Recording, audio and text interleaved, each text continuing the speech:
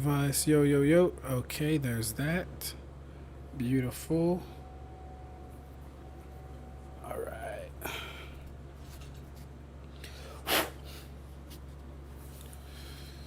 Okay. Let's connect here. And I'll have to go here.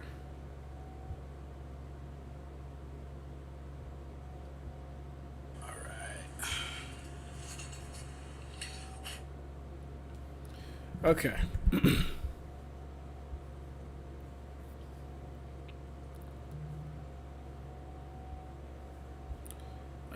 Let's go. Not that stuff. This stuff. Ah, where's my phone?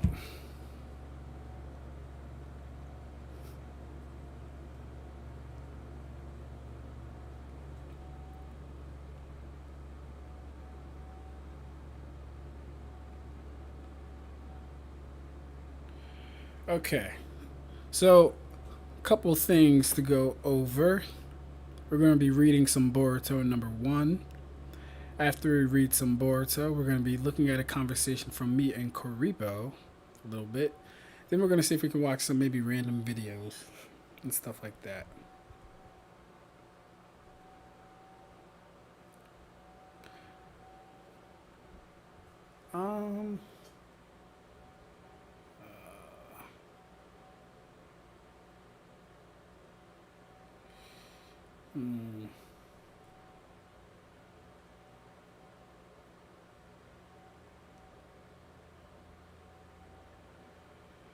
Okay, upper middle. I still don't know why I can't see. Still not sure why I can't see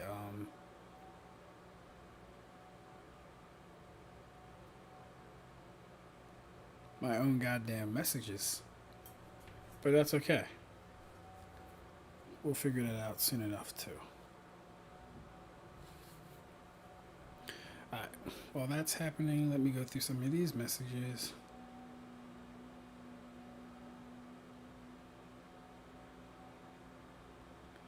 Oh wow, Zach gifted me 50. Wow, I've been gone.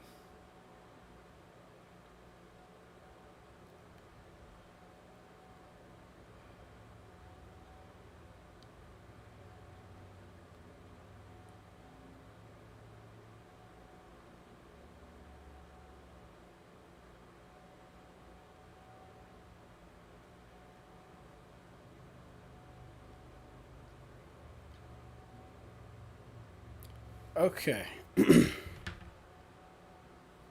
If you're here, if you're not here, we about to get started. I am well aware that Eon is streaming. He's going to be a tough one to compete with. I'll just say that now. But it's all good. Shout out to him and what he's doing over there. I think he's on Digimon or something like that.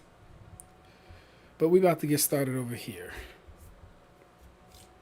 So, let's first address this. Because I know Karibo is going to watch this back. So I'll just kind of respond here for now. This is in regards to Chojuro versus Kinpachi. For you guys that don't know, last week actually, there was a running joke where Karibo said that Chojuro, the Mizukage, could beat Kaido in Kinpachi of all people. Now, I'm not sure where Karibo gets these weird ideas. I'm not sure who vets these things before he says them. But, no, that's not going to fly over here, and that's not going to fly in any other One Piece chat. All right, so let's just break down, I guess, what he's saying and what his argument is. What's good, Shinigami? How you doing, bro? So, Karibo says, with the Chojuro versus Kinpachi, or even the Jackie versus Mira. Yeah, we're gonna react to that video. Yeah, we're gonna wait for a couple more people to get in here. We'll react to that video. In the meantime, I'm gonna go over this and then read some of Boruto. That's what we'll do in the meantime. So he says, I can start with Kenpachi versus Grimmy fight being the biggest set of nerfs for the series. From Grimmy making himself vaguely harder to steal, successfully stopping the first strike, this means Kenpachi's early stats in the fight leave him open to dying early to a competent high-tier Jonin. That's a ridiculous statement. Number one, Grimmy making himself harder than steel. Oh, wow. Karibo's here. What's good, Karibo? Yeah, so we're going over your statements, Karibo. And I thought it'd be better to do this live just because this is a little hard to respond to with the threads of a, Twitter reply. So we're just going to go over this real quick. But how are you doing, bro? Nice to see you. So yeah.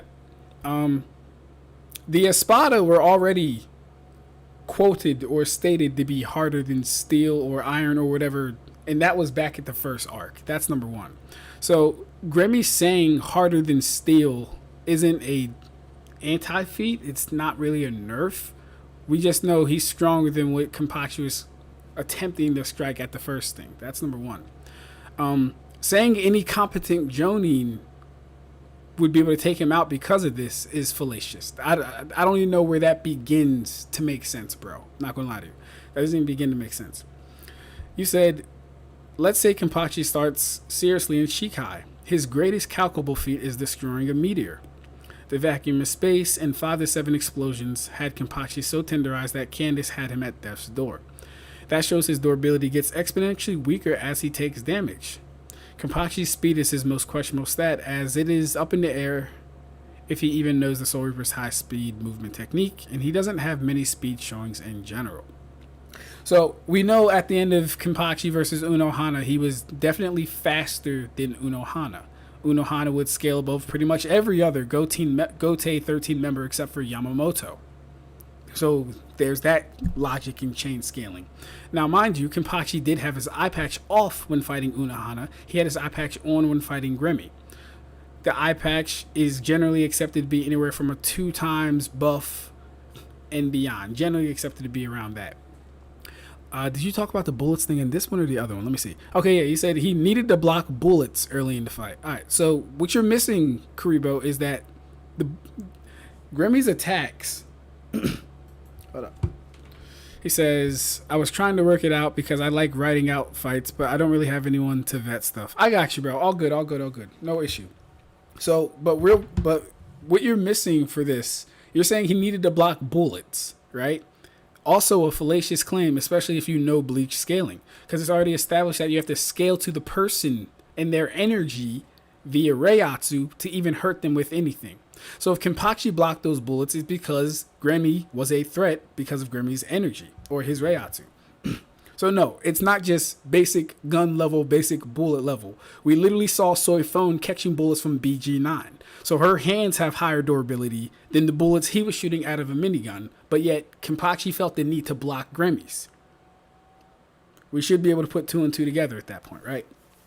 So yeah, you're saying things, and I get what you're saying, but you're missing the overall context, and you're taking out. And this is why this video, when I do finally get around to making the power system of Bleach, like a comprehensive breakdown of that, which I'm still in making, by the way. The only reason we haven't been getting a lot of videos, guys, because like I said, I'm studying for my IT stuff at the moment. And this video that I'm making about the Bleach's power system is taking a lot of time because I'm pretty much reading through the entirety of Bleach to get every instance and make it like super comprehensive video. It's going to be great, though. Don't worry about it. I do have one. Well, I have a couple of videos that we could do in the meantime, but they're not like crazy videos. It's like Yumi Chika videos and Lieutenant videos. But anyways, yeah. What you're missing is scaling to the character via Reiatsu, because it's first established and then it's continuously established within the series that you need to scale to that person to be able to hurt them. So it's not just, oh, Kenpachi gets hurt by bullets. No, Grimmy has to first scale to Kenpachi to be able to hurt him with bullets. Right? So any feats Kenpachi did prior, Grimmy needs to be able to outdo or at least put as much energy into them to be able to hurt Kenpachi. That's how it would work. Now, the vacuum of space thing, we already know Shinigami can't survive in space, so whatever. The 5 to 7 explosions that had him tenderized clearly were explosions that packed more AP than Kenpachi's defense. But even then, it's not like those explosions took him out. They didn't beat him. Sure, what did he say? Maybe a few cracked ribs and his hearing was a little off. And then he gets blindsided by Candace. And he still didn't go down, mind you. He still didn't go down after the blindside by Candace. He still had enough energy to attack them. And I think we already covered the speed. He would be as fast as Unohana, who Unohana literally outscales every Gote member, every Espada. She outscales them by a mile. So there's that for speed. Let's go into the next one. You say, on to Chojuro, fighting Kinshiki alongside other Kage, showing relativity in combat. See, this is disingenuous. I don't like when people take feats where it's like 5v1 or 4v1, and just because the person's participating in the fight, we're going to call that showing relativity. Let's do this real quick. Actually, you know, we'll go through your whole thing and then we'll do it like this. You said Chojuro has many projectiles capable of damaging Kinshiki. Yes, he does. Why, Karibo? Because you already know, as I push, which no one has debunked, which no one has refuted, in Naruto, you don't have to scale off of their energy to hurt them. So all you have to do is bypass their AP. This is a different criteria. This is a different standard from things like Hunter x Hunter, from things like Jujutsu Kaisen, from things like Bleach, from things like Dragon Ball when they're utilizing ki control. When you're utilizing chakra control, nothing happens. You don't have to scale to that person's level of chakra to hurt them. So Kinshiki being hurt by Chojuro doesn't surprise me. And it doesn't damn sure mean he can hurt Kenpachi. I'm sorry, that's not how it works. So yeah, Chojuro has many projectiles capable of damaging Kinshiki. Not surprised. Kinshiki wasn't completely ran through by Chidori that was capable of vaporizing a meteor. We're going to look at that. In his fights against B and Sasuke, Kinshiki casually destroyed a mountain and reshaped the landscape with his attacks. Did that happen? Is that a fact? Let's take a look. Nope, not that one. All right, here we go. So this is literally how the fight opens up for Kinshiki and Momoshiki versus Killer B. This is literally how it opens up. I don't know what you're talking about. You might be talking about the manga. Yeah, bro, no. Kinshiki is packing up Ishiki, he's packing up Momoshiki, he's packing up Kaguya. He's talking about Chojuro, which is beyond crazy to me. But let me go off. So yeah, Karibo, this is how the fight starts. I don't know if you're talking about the manga. I don't know if you're talking about the anime. I don't know if you're talking about the movie. But when I do my things, I go off of the manga. Why? Because the manga is the primary source material. That's what we want. That's what we're going to rely on. Unless, and I say this, unless we're talking about situations and cases where the author is having a invested interest or like putting their all into it, like in the case of the 1,000-Year Blood War, then and only then, because the 1,000-Year Blood War literally has new, never seen before content, overseen, storyboarded by Kubo, etc., etc. Unless it is a case like that, the manga will always trump whatever iteration you're talking about. So, in this, first off, Momo has to dope. Look at this. Momo has to dope to take B's Biju bomb. He has to dope, number one. B fires the bomb. Momo absorbs it. He says perhaps a twofold return. So for anyone that said Momo also blasted Naruto with B's chakra blast, you're wrong. Because here Momo is blasting B with the same chakra blast. So, yes, that's incorrect. Two hand Kenpachi, GG. That's what I'm saying, bro. Come on. One hand Kenpachi, GG. So, yeah, B gets wrecked by this attack. Kinshiki doesn't do a thing, Karibo. Don't know where you got Kinshiki was doing anything. Kinshiki doesn't do a thing in this. All right. So, yeah, they beat B's ass. That's all. There's an even bigger chakra signal coming from the land not too far from here. Kinshiki doesn't do anything in this fight, Karibo. Right? And we can go to the next chapter just to make sure I'm not lying or telling a mistake. Yeah. What is it? Kage, Chunin exam, Sasuke, training. Nothing happens. Literally nothing happens. So, no, Karibo, let's go back to that statement real quick. You said Kinshiki was able to completely run through. Yeah, Kinshiki casually destroyed mountains and reshaped the landscape with his attacks. That's a lie. Unless you're talking about another iteration that isn't the manga, that is a lie. Right? Now let's go to your Chojuro has so many projectiles capable of damaging Kinshiki. Kinshiki was not that one. let's go to this one real quick. I think it's chapter 6. I think it's chapter 6. 1, 2, 3, 4. I think maybe 5. I think 5 actually. We'll try 5. All right. Okay, Sasuke is fighting. He absorbs shadow.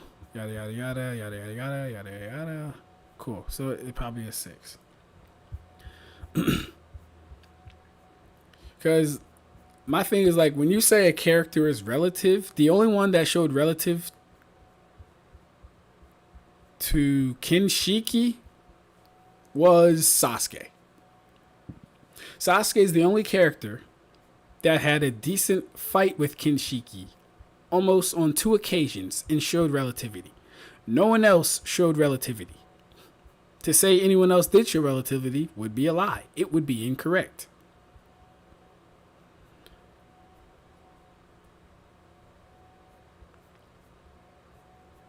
All right, let's find it though. Hey, Kuribo. Okay. Well, it's in the anime. Been doing a bit of rewatching. Yeah, bro. So here's the thing. Like I just said, unless it's an extremely specific case, I don't follow the anime. The anime is not the primary canon, bro. If we're going to scale off the anime, we can do what I said before. I can go get the Bleach movies. You want me to go get the Bleach movies and the Bleach fillers? I can go do that if we want to scale off the anime. Let's go to Kinshiki. Alright. So, Momo is surrounded by Dari and Gar. We gotta do this again. This is crazy. Kinshiki is surrounded by fucking Chojuro and I don't even know. Oh, yeah. Kuretsuchi. That's right.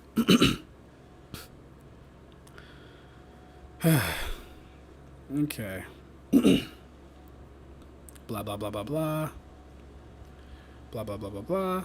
Okay. So, yeah. Sasuke... Kinshiki comes at Sasuke. Sasuke blocks it. Now, I'll say this again. Sasuke is the only one who has shown relativity as far as combat to Kinshiki. No one else has shown relativity to Kinshiki. Sasuke dodges. Kinshiki hits. Sasuke blocks it, but he's thrown back into a tree. Even this right here, where it might look like Sasuke might look like he might be getting attacked or he might be in trouble. No, everything suggests that Sasuke has a good relativity to Kinshiki. Nothing is, no. So, Chojuro does his little sword attack. It cuts a branch of the tree, which impresses Kuribo for some reason. Right? Now, here's the thing. Kinshiki is already flying at Sasuke. Look how close he is to Sasuke. He's not even 20 meters away from Sasuke. Right? We're gonna get to the video Shinigami, but I just want to go over this real quick because Yoruichi equals 6 paths Naruto in speed with filler. She moves equally to light. Come on, bro, that's what I'm saying. Similar ranges like in the manga where Aden evades light. So exactly, if like, or how about when Ichigo blocks moonlight reflected from a sword?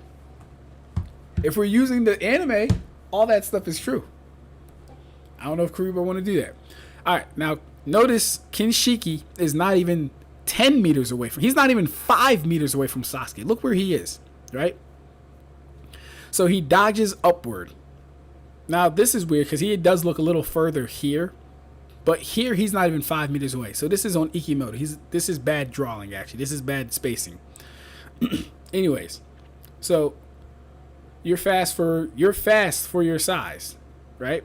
You're insolent soon enough. So Kinshiki is now coming at the bum Chojuro. He's able to dodge the first strike. Kinshiki gets within range though. Now, Kuribo says he smacked down Chojuro's Hiramakari. Either way, this is bad for Chojuro because he was able to dodge the first strike where he was really far away. That's not impressive. I can dodge a car if the car is 30 feet away from me. Not hard. I can't dodge that same car if it's already coming and I'm 5 feet away from it. I like my reaction speed might be close enough, but no. Generally, if it's 5 feet away and I happen to I'm not dodging that. Same thing with Chojuro, right? When Kinshiki actually has a closer range and he comes in close, he can't do shit. He gets sliced. So no, that's not relativity. So we gotta stop that. We got to stop that. That's not relativity. If he was relative, he would be able to dance with him for a little bit, like how Naruto does Momoshiki and how Sasuke does Kinshiki. He's not relative. Don't spew that lie to me. All right. Now, Kinshiki wasn't completely ran through by a Chidori that was capable of vaporizing a meteor. Let's look at that, because I don't remember if he hit him with the sword or if he hit him with an actual Chidori with his hand. And that does make a difference. It does matter, first off. And then you're using a movie feat at that. So if I start using movie, okay, yeah. Because like I already told you, Kenpachi scales to the Vasto Lord Ichigo, who destroyed multiple layers of hell. And this was during Wako Mundo. It's in the light novel. So if we're doing that, you know. Okay, cool. So Sasuke uses his sword. And this could be, it's hard to tell if this is a slash or a stab. I kind of want to go with a stab, a Chidori stab. But this is not the same thing as the meteor feat. This isn't the same thing as the meteor feat. And then you said he vaporized the meteor. He didn't vaporize that meteor. I don't know why you said that. He didn't vaporize that meteor. And then as we went over, that meteor was destroyed by the AoE of the lightning covering the meteor. Kodachi and Kishimoto were supervising the anime at the time. Only one Bleach movie that is confirmed canon.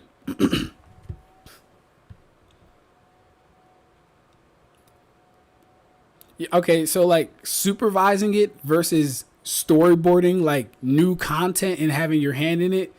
So like if you're gonna say that, then why make the manga? Why make the manga? Why have a manga at all if we're just gonna have the author also have a hand in the anime? It's like redundant, and it really doesn't matter. So I'll say this, right? You can say that. My only issue would be that in this scenario, the manga is still the primary source. The manga is still what we would refer to when we're looking for accuracy and consistency. We're not going to go to the anime. All right. I don't know how involved he was. Supervised can mean a lot of things. I do know for a fact that Kubo storyboarded actual scenes in 1,000 Year Blood War. I know he's been heavily involved. You can look at any outlet that is reporting on 1,000 Year Blood War. Kubo is absolutely hands-on. That's the difference. Find me that for Boruto, and we can start having a conversation about including it in the manga. But right now, no. I wouldn't take it. I wouldn't take it. The manga would still be the primary source. Yeah, Kinshiki /Chojo's chest and shoulder. Chojo's movements during combat were not hindered in the slightest. Is that supposed to be impressive? Am I supposed to be impressed that his movements weren't hindered in the slightest? Do you know Shunsui was evading quote-unquote light with 3 holes in his body and 1 through his chest? Do you know that? Is that supposed to be impressive or something? You know, Ichigo... Well, no. Ichigo wasn't fighting with a hole through his chest. That was someone else. Who else? I'll say this. For every instance you can name where someone wasn't hindered during combat, you know Kakashi got almighty pushed into some rubble and couldn't move. He couldn't break out of the rubble.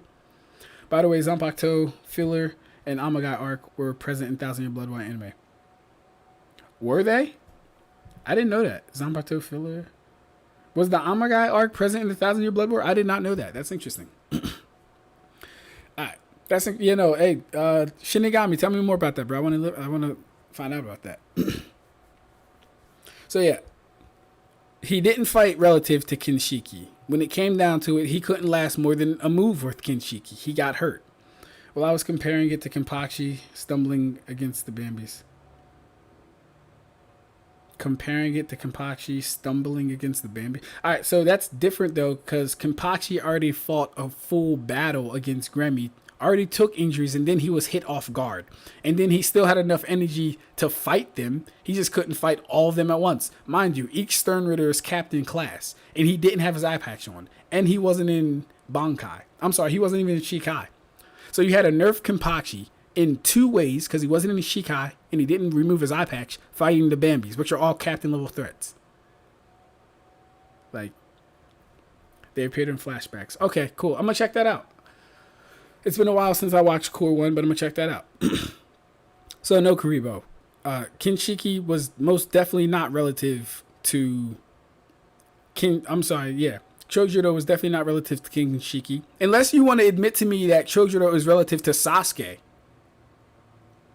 If you want to say that, like, I'll be blown away, but I'll let you have it. Because then you would also have to agree that Chojuro is relative to Naruto. And if you want to do that, I'll let you have it, but I would be blown away. And I'd be really disappointed in you if you took that route. Yeah. Completely ran through by a Chidori that was capable of vaporizing the meteor. Like I said, the meteor vape had large AoE. Kinshiki, he got stabbed with a Chidori sword. Not the same thing. And also, with it being a large AoE attack, all Sasuke needed was rock-destroying levels of chakra or lightning to be able to destroy the meteor. And he didn't vaporize it, so we can get that out of there. But yeah, okay. So overall, that's what Karibo's thing was. I really didn't want to entertain this past our conversation on Twitter, but it is what it is, you know? Even entertaining Chojuro versus anyone from Bleach is kind of insulting. Get Chojuro past Rangiku first. I'm not even lying to you. Get Chojuro past Rangiku. Get him past Chad. Don't just have him fight Kenpachi. It literally makes no sense. He's featless. You don't have to scale to a person's energy in Naruto to hurt them.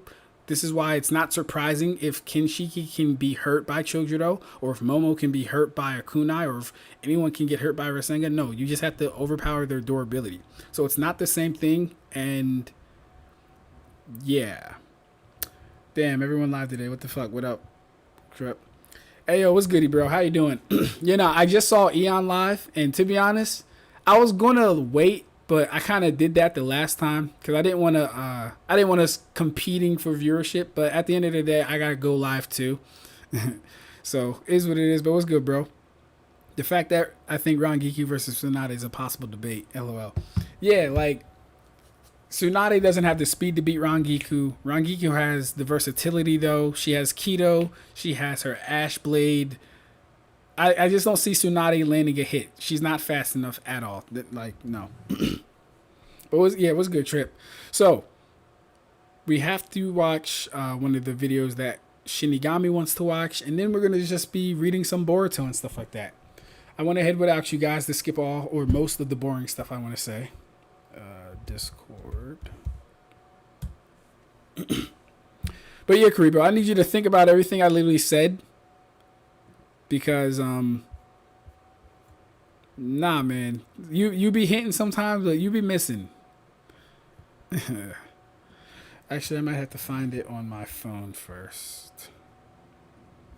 Oh, what did Tayuya even say? In Bleach, you scale to your hacks via spiritual power, so you barely planet level ghost is still your barely planet level ghost is still basic Shinigami level. Technically, that's true. Let me think about that. Your barely planet level ghost is still basic Shinigami level. I need more context for that, actually. Alright.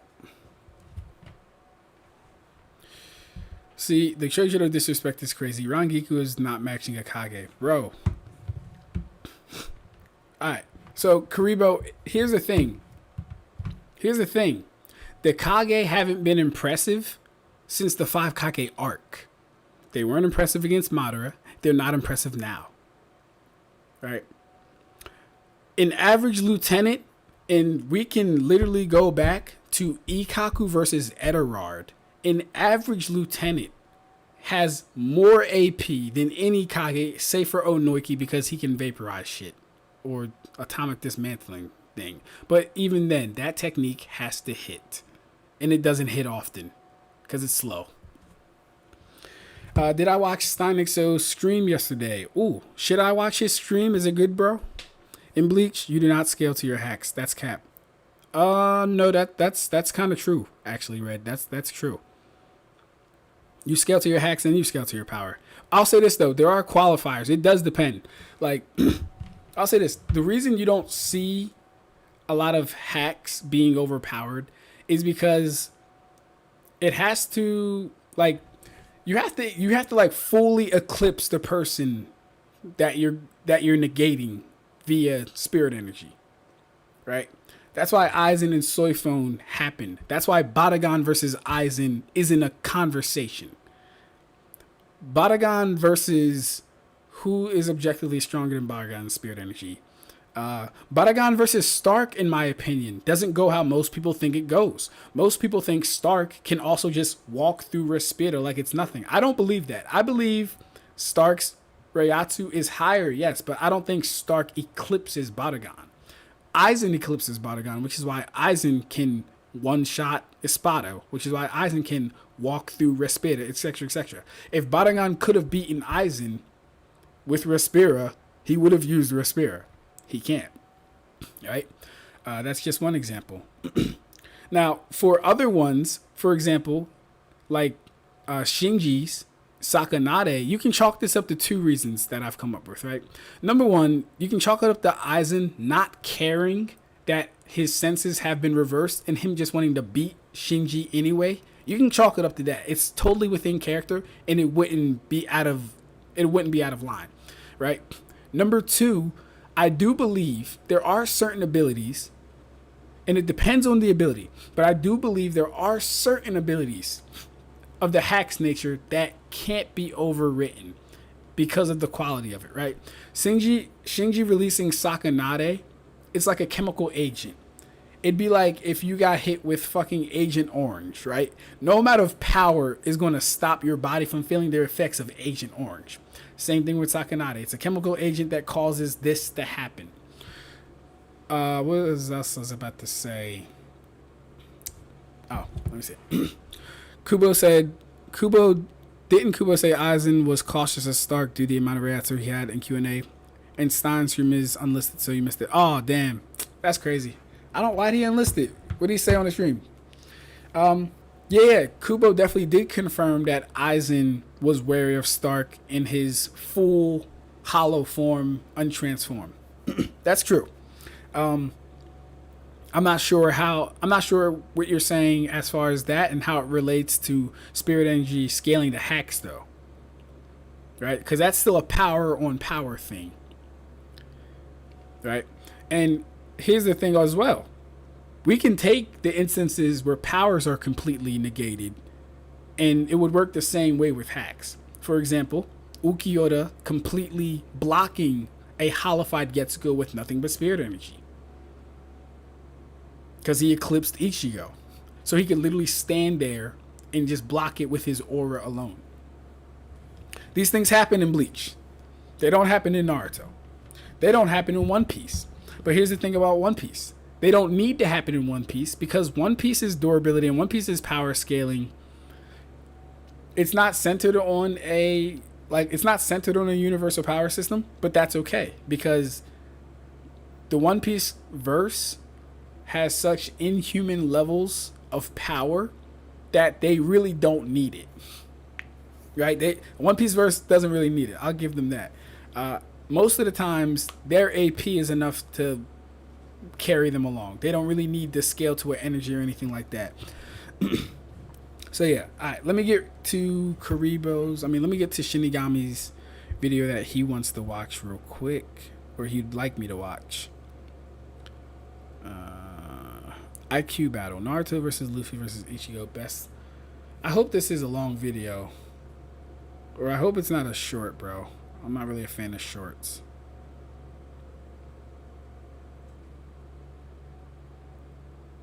Okay, cool. It's a 20-minute video. All right, bet. I'll watch it.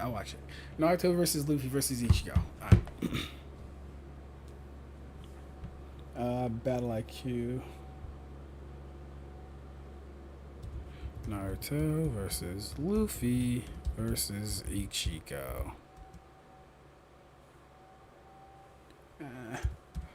Best battle IQ.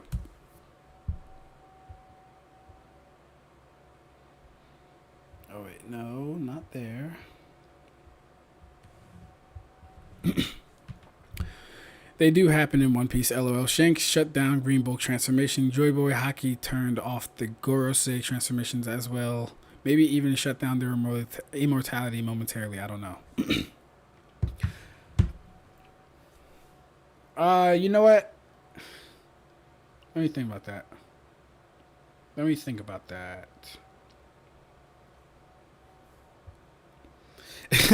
Yeah, nah, no bullshit, man. That, yeah, Shinigami, bro. I'm not a fan of short videos, man. I like long form content. A 20-minute video, we can do that. But yeah, nah, I'm definitely wary. Let me read that again, twin. They do happen in One Piece. LOL. Shanks shut down Green Bull transformation. Joy Boy Haki turned off the Gorosei transformation, as well as maybe even shut down their immortality momentarily. I don't know. Okay. You know what? That's fair, right? That's fair. I'll give you that.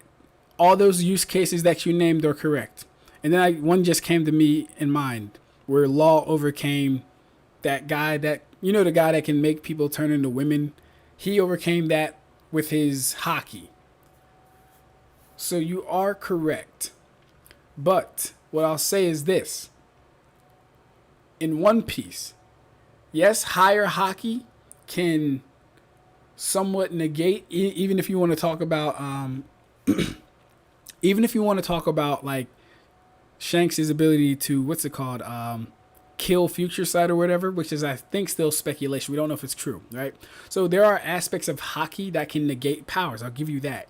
The overall arching thing, though, that I always say and I always push, you don't need to scale to someone's haki to hurt them, right? Now that's a disclaimer, and it's convoluted because if you're both using armament haki, that's true. But you just having haki and me just having haki, I don't need to scale to your level of haki to hurt you. Everything else you named or everything else you just said, absolute facts. I will not disagree with you. The proof is in the pudding. As you just said, he made Green Bull not transform. The Gorosei got haki intimidated by Emu or whatever. And then Law just overcame the hormone thing with his haki. Absolute facts. But a no-name with no haki doesn't have to scale to Law's haki in order to hurt them. That's not true for Bleach. In Bleach, it's already established in the first 100 chapters, or is it 130 chapters at least, you have to scale to the opponent's energy. This is the same for Yu Yu Hakusho. This is the same for Hunter x Hunter to a degree. This is the same for Jujutsu Kaisen. So, it is a thing. But yeah. But no, definitely good point, Red. I got you. That was a decent point. Let me make sure these headphones are working first. These three, along with Goku from Dragon Ball Z. Let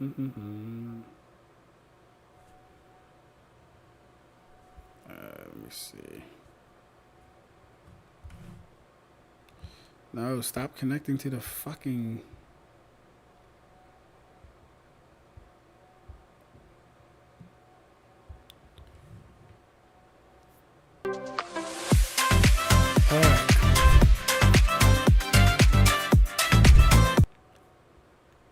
Naruto, Luffy, Ichigo. These three, along with Goku from Dragon Ball Z, carried shonen for over a decade, helping to popularize anime in the West and inspiring a lot of your new favorite manga and anime today. Let's just make sure.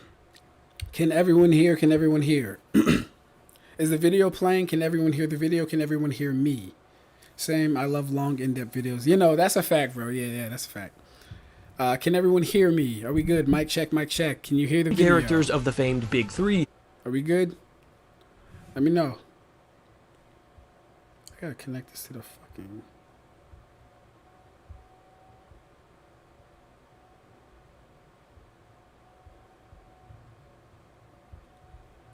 These titans of... Give me a sign. Can we hear the video? Oh, we're not even on the video yet. Okay, we are. Okay, cool. Let's get it. Yo, I am so far behind on my screen, man. I don't know what's live. Alright. Actually, let me get a drink before we start. Shinigami's hype, so this must be a good one or a contentious one if Shinigami's this hype.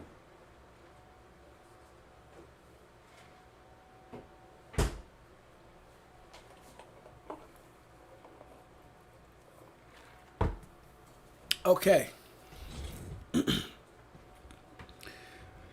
Cool. Let's get it. Industry are constantly compared to one another in a variety of ways. However, one way I've never seen these three compared, at least in video format, is in terms of battle IQ. So that's exactly what we'll be doing in this video, analyzing their strategy, creativity, and analytical deduction feats to see which of these three is truly the best tactician.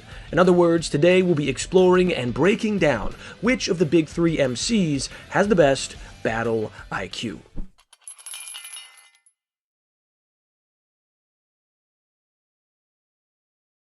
That we'll just turn down the mic.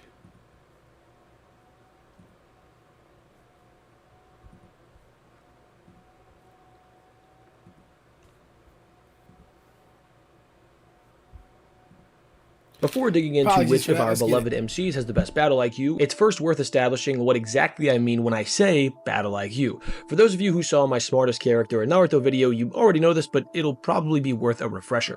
Battle IQ will be defined as the ability to formulate strategies and tactics, making intelligent use of the tools at one's disposal in order to overcome an enemy or obstacle. This is actually broken down into two separate subcategories: strategic intelligence and tactical intelligence. Strategic intelligence, in the sense of battle IQ, will be defined as the ability to formulate plans to direct and control the overall flow of battle in a way that is suited to the desires of the one formulating the plan.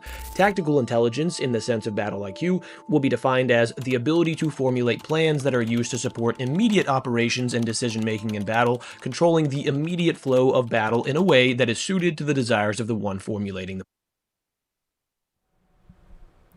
Alright. This is already being formatted in a view or in a way that can be... I already kind of see where this is going if this is the criteria.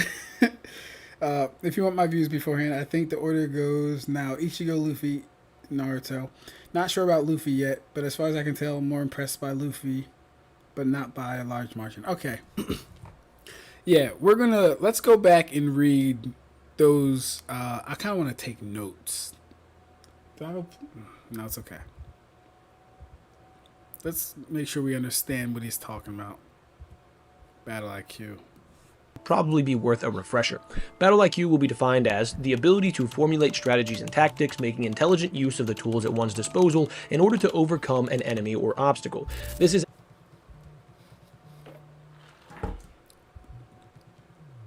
intelligent use of the tools at one's disposal in order to overcome an enemy or obstacle. Battle IQ, the ability to formulate strategies and tactics, making intelligent use of the tools at one's disposal in order to overcome an enemy or obstacle. So the tools at one's disposal. Okay.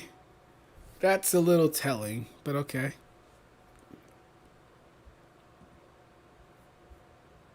This is actually broken down into two separate subcategories: strategic intelligence and tactical intelligence. Strategic intelligence, in the sense of battle IQ, will be defined as the ability to formulate plans to direct and control the overall flow of battle in a way that is suited to the desires of the one formulating the plan.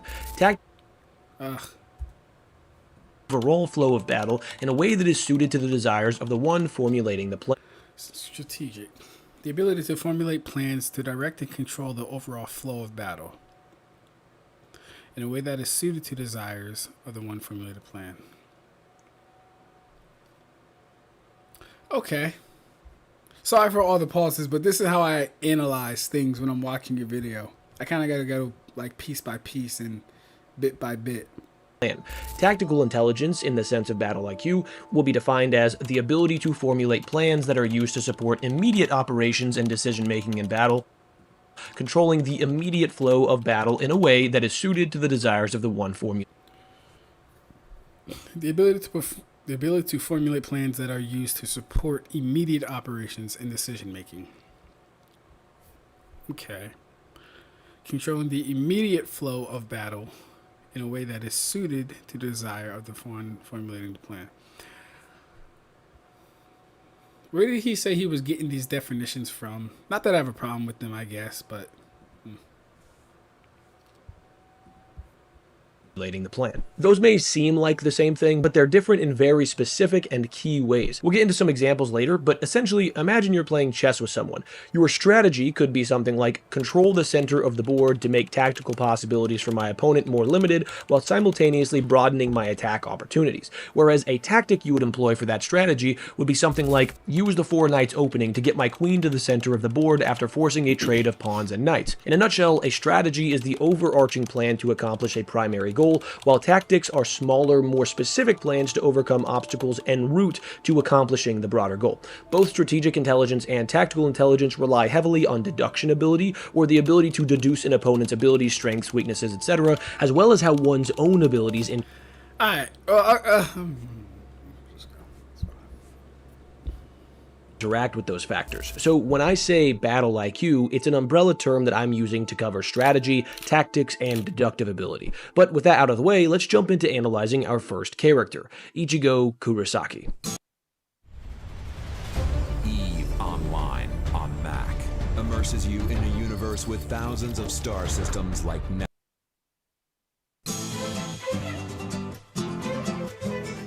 When it comes to Ichigo, I think basically anyone who's ever watched or read all 3 of these series, even a little bit, would be able to tell you that he's easily the sharpest in terms of book smarts. But what about battle IQ? One thing he's particularly gifted at is deductive ability. A good example of this is when he's fighting Gin, and he's able to deduce the true strength of Gin's Bankai, despite only seeing it once and being fed useless information throughout the fight in an attempt to distract him from the blade's true power. Ichigo is able to deduce that some of the information Gin gave him was false or misleading, as well as the fact that Gin's Zanpakuto actually finds its advantage in the speed at which it extends and contracts. This leads Gin to surprise and fear, noting how impressive it is for Ichigo to have done this so quickly. Another example of his deductive ability is figuring out the weakness of Zabimaru, with it only being able to unleash 3 strikes in a row before having to return to normal, and then using this to his advantage, rushing in right at the end of the 3rd strike in an attempt to take advantage of this opening. This is obviously not super impressive tactically or strategically, as that is the obvious and elementary response strategically to a weakness like this, but the deduction ability to be able to figure out what the weakness is so quickly is worth noting. Honestly though, outside of those 2 things, the rest of his deduction feats seem to stem more from his talent and abilities than it does from battle IQ. For example, he seems to have the ability to read people's emotions and intentions during battles, which allows for him to tell sort of what they're going to do, but this seems to be more so attributed to an innate ability as opposed to some intelligence.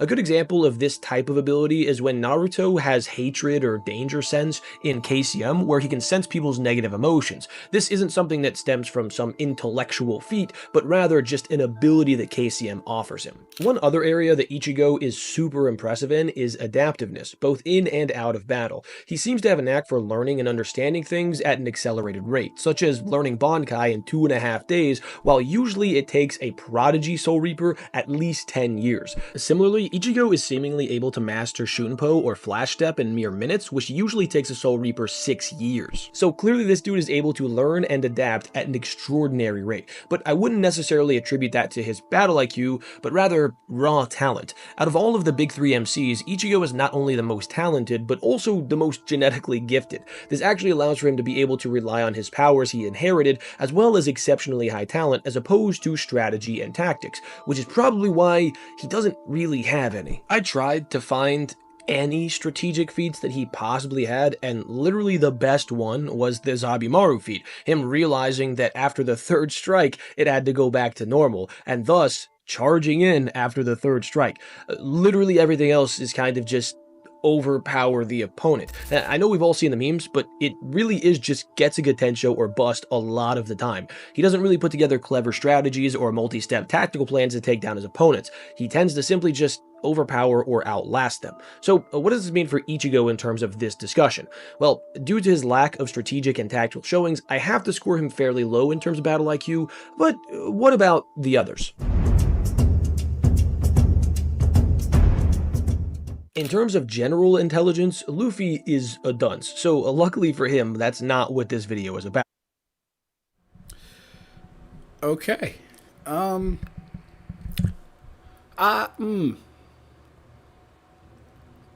I thought it was pretty solid overall. I get where he's coming from. Um and this is going to be like kind of dependent on the verse itself, right? Let me read. I already skipped through the video. And the conclusion I agree with. Very good. Gave everyone props. That's dope. That's dope. The funny thing is that moment with Ichigo and Ukiyoda, him rapping gets a good tension on the blade is a good feat. So, but as far as what he's talking about Shinigami, as far as like formulating a strategy and then being able to execute that strategy, if we are being honest, but we already know this, right? We know Bleach is more a power versus power series to begin with. Once you establish your power system on being who has higher spirit energy, it kind like strategy only helps so much. But this is why I always say in Naruto, anybody can beat anybody. Like, this is why I always say this. Not to make it about Naruto, I'm sorry. I'm just saying, bro, that's how it goes. But yes, Ichigo's best moments are probably the two he named. The one with Gin and the one with Renji. Gin's ability took really, really good analysis to figure out, especially with Gin feeding Ichigo misinformation. Yet he was able to see through it and discover the actual ability of his Zanpakuto, or the most important thing about his Zanpakuto, right? There is no analysis for someone like Ukiyoda. You just have to beat him. You just have to do your damnedest to beat him. The guy has already a 5 to 10 times multiplier, and then he has another one on top of that. And he's already stronger than you in his base. So there's not a lot of like planning you're going to do around being 10 to 20 times weaker than somebody. It's just not. And I'm guessing the same thing is going to be for One Piece. Except for where Luffy's comes in at. Luffy's is more dumb luck, instinct, and improvising. That's what Luffy's is. Dumb luck, instinct, improvising. At least with Ichigo's, and he didn't mention none of these, but I guess if you're like centering this around battle IQ, tactics, and all that stuff, you're not going to, because he's right. Ichigo is the most talented out of all them. And we can even have the instances like where he's fighting Genjutsu, where he knows, okay, cool, he's using a longer sword. I have to get in close and not let him get that reach on me.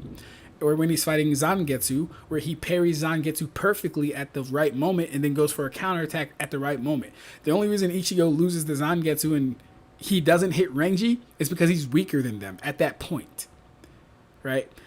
And weaker in Bleach, we're gonna get into it. Don't even worry about that. Forget I even said that, right? Forget I said that actually. But I like where he's going with this. Let's get into Luffy. Unlike Ichigo though, Luffy actually has a plethora of strategic feats to pull from that are super impressive. Let's start with how his gears work. If you're not familiar with this, basically outside of maybe Gear 5, Luffy's gears aren't really power-ups in a traditional sense. They're just creative ways that Luffy uses his rubber properties offered to him by the Gum Gum fruit. For example, Gear 2 works by Luffy using his rubber properties to compress his legs and use them as a pump to accelerate blood flow in all or some parts of his body to provide him with more oxygen and nutrients, making him much faster and more powerful. With Gear 3, he literally pumps a massive... Alright, wait. Are we now talking about being creative with your abilities? Because if we're talking about being creative with the abilities, then yes, Shinigami, you're right. Ichigo rapping. And see, here's the thing. He learned all this from Zangetsu, but it still happened. Ichigo rapping gets a good Tensho around Zangetsu. Ichigo doing a conversion of Getsuga Tenshos on the opponent, so where they collide. That's another one. Even the things that he's going to be doing in Core 4, Grand Ray Getsuga, combining his abilities in one, being able to use Sonito, Flash Step, and Bringer Light. If we're talking about being creative with your abilities, Ichigo has that too. Definitely not as much as Luffy. That is not the argument. Luffy has that over everybody though. Like, you're not going to find an MC that has more creative abilities than Luffy. That's generally what I think though. Alright. Hey, what's good, Michael? How you doing, bro? Based opinion so far. Yeah, no. If you've seen this one, Michael, I agree with what he did with Ichigo, and we're getting into the Luffy stuff. So far, so good. Based opinion. But yeah, right now, Luffy, Luffy is the absolutely most creative MC with his abilities. I really can't think of another person off the top of my head who's more creative than Luffy. Amount of air into his bones, inflating them and thus adding a great amount of mass to whatever body part he intends to use in battle, which results in a greater output of power. Gear 4 works similarly, but he stacks armament haki on top of it to make the effects even greater. All of these are examples of creative tactics Luffy comes up with to make his devil fruit even more useful than it is at face value. One really creative usage of his armament haki paired with his devil fruit that I really like is him using his armament haki to increase his density and thus tensile strength in order for him to raise his power significantly above what it would normally be if only operating as normal rubber. There are several other examples of creative uses of his devil fruit, such as inflating himself with water to help combat Crocodile, or even wrapping himself around enemies like Mr. Fantastic, controlling their movements and running through. Alright, real quick. I don't want to be that guy, but he's harping on the ability aspect a little too much for me. If this is about tactics and strategy and stuff, this isn't that. This is using your ability in creative ways, but he's not executing anything. So I need him to hold Luffy right now to the same standard he just held Ichigo to, where he said, yeah, Ichigo only has like 2 instances. I need to see that for Luffy, because he's talking a lot about the ability stuff. Like I said, which Ichigo has as well. Just not as good as Luffy, mind you. But right now, I haven't heard a single Luffy thing, and maybe it's coming. Maybe it's coming, and I'm just a little impatient. But there's a lot of this going on right now. So we need to... We need to get to the conversation. His enemies, effectively forcing the guy he's controlling to be a human shield. But Luffy's battle IQ doesn't just start and stop with creative uses of devil fruit powers. He's also displayed some solid deductive abilities as well as strategies that creatively and intelligently use the battle environment against his opponents. A great example of this is when he uses his own blood to counter Crocodile's abilities and enable him to effectively damage him. Since Crocodile is a Logia type with the physical properties of sand, he can't be damaged by conventional means, but he can be if you use water, or in this case, blood, to force his sand to clump up. This is fairly simple, but it's definitely a creative way to counter his abilities using aspects of the environment. We're not doing that, man. No, we're not counting that. First off, that's not an idea that Luffy just came up with, right? And mind you, I haven't watched this fight in so long, but I'm pretty sure this happened in the moment. I'm more than certain him hitting him with blood happened in the moment. I do not count this.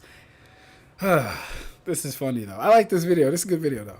To his advantage, even if it's his own blood. A better example of this is using the abilities of the admirals against one another to create an environmental advantage. Luffy grabs a giant pillar and throws it at Kuzan, whose abilities allow for him to freeze practically anything, which is exactly what he does to counter this pillar attack. Then, using the same frozen pillar, now broken into frozen chunks, Luffy kicks said frozen chunks, redirecting his attack towards Akainu, whose abilities are based around magma. The effect produced by launching these frozen pieces at Akainu is a giant steam cloud, effectively a smoke screen, which allows for Luffy to activate Gear 2 and rush past them. Luffy seems to come up with this strategy on the spot, which is obviously impressive, and it's probably my favorite one that he's performed. One that's kind of funny.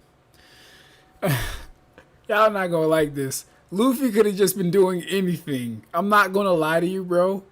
I don't think he has the cognitive ability to plan that far ahead and anticipate people's moves that much. That's hilarious, though. Let me read some comments. Now I want to know which MC has the best emotional intelligence. Definitely Ichigo.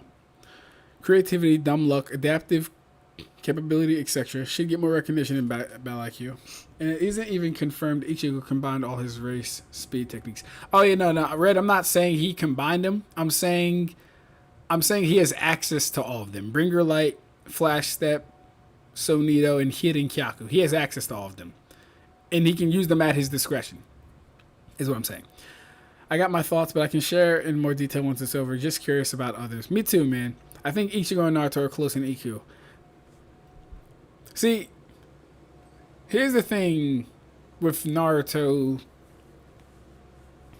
and his emotional intelligence. He has a great capacity to be able to like relate to others and connect with them and stuff, right? And it might be a little unfair with what I'm doing, but like Ichigo's ability to be able to sense them and their intentions and then break down why they actually want to fight and then have a overstanding of that. Like Ichigo understanding Genjou's position of why he was mad at Soul Society, but still going through with killing Genjou. Like that takes more than understanding why Pain is upset. It does.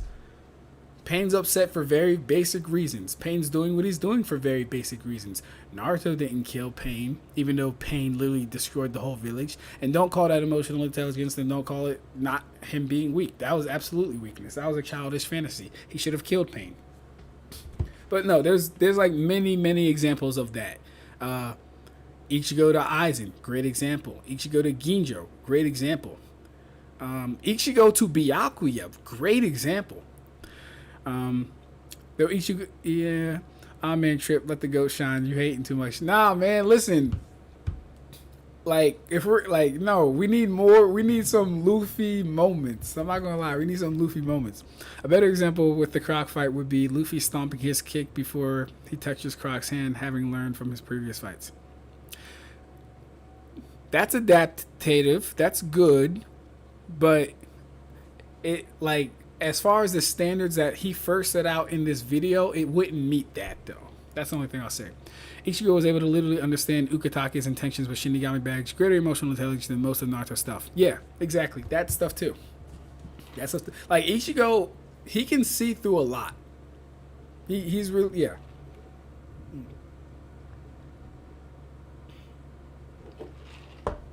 Yeah. But definitely creative, is the strategy he employed against Enel. Luffy was sort of getting ragdolled, unable to land a strike on Enel, while Enel seemed to be able to tag him at will, and Luffy realized that Enel was predicting his movements based off of his intention. So Luffy's strategy was to turn off his intentions on some Ultra Instinct type shit. Then he realized that just putting all his thoughts out of his head allowed for him to dodge, but not to attack. So he decided to bait Enel into an attack that he couldn't read. Luffy ran towards Enel's ship, and knowing he couldn't destroy it, unleashed a barrage of attacks on the ship, knowing the rubber properties of his body would cause his attacks to bounce off of it and be redirected towards Enel, who had been baited into following behind him. So, as you can see, Luffy is actually a pretty solid strategist. That's one. I like the Enel one because the Enel one shows Luffy's ability to be adaptive. It shows his ability to be analytical, and it shows him to be able to execute a strategy that he formulated. That was one, and that was a good one. I'll give him that. The Enel one is a good one. We will take nothing away from the Enel encounter. But mostly in the sense that he's incredibly creative with his abilities and comes up with unique, unorthodox tactics to take his opponents off guard in order to land significant blows. As I said before, in terms of general intelligence, Luffy is kind of a dummy, probably the dumbest one here, but his ingenuity allows for him to create really solid strategies that I don't think he gets enough credit for. So, for that reason, in terms of battle IQ, Luffy actually scores fairly high, and is certainly above Ichigo, at least in that department. But what about Naruto?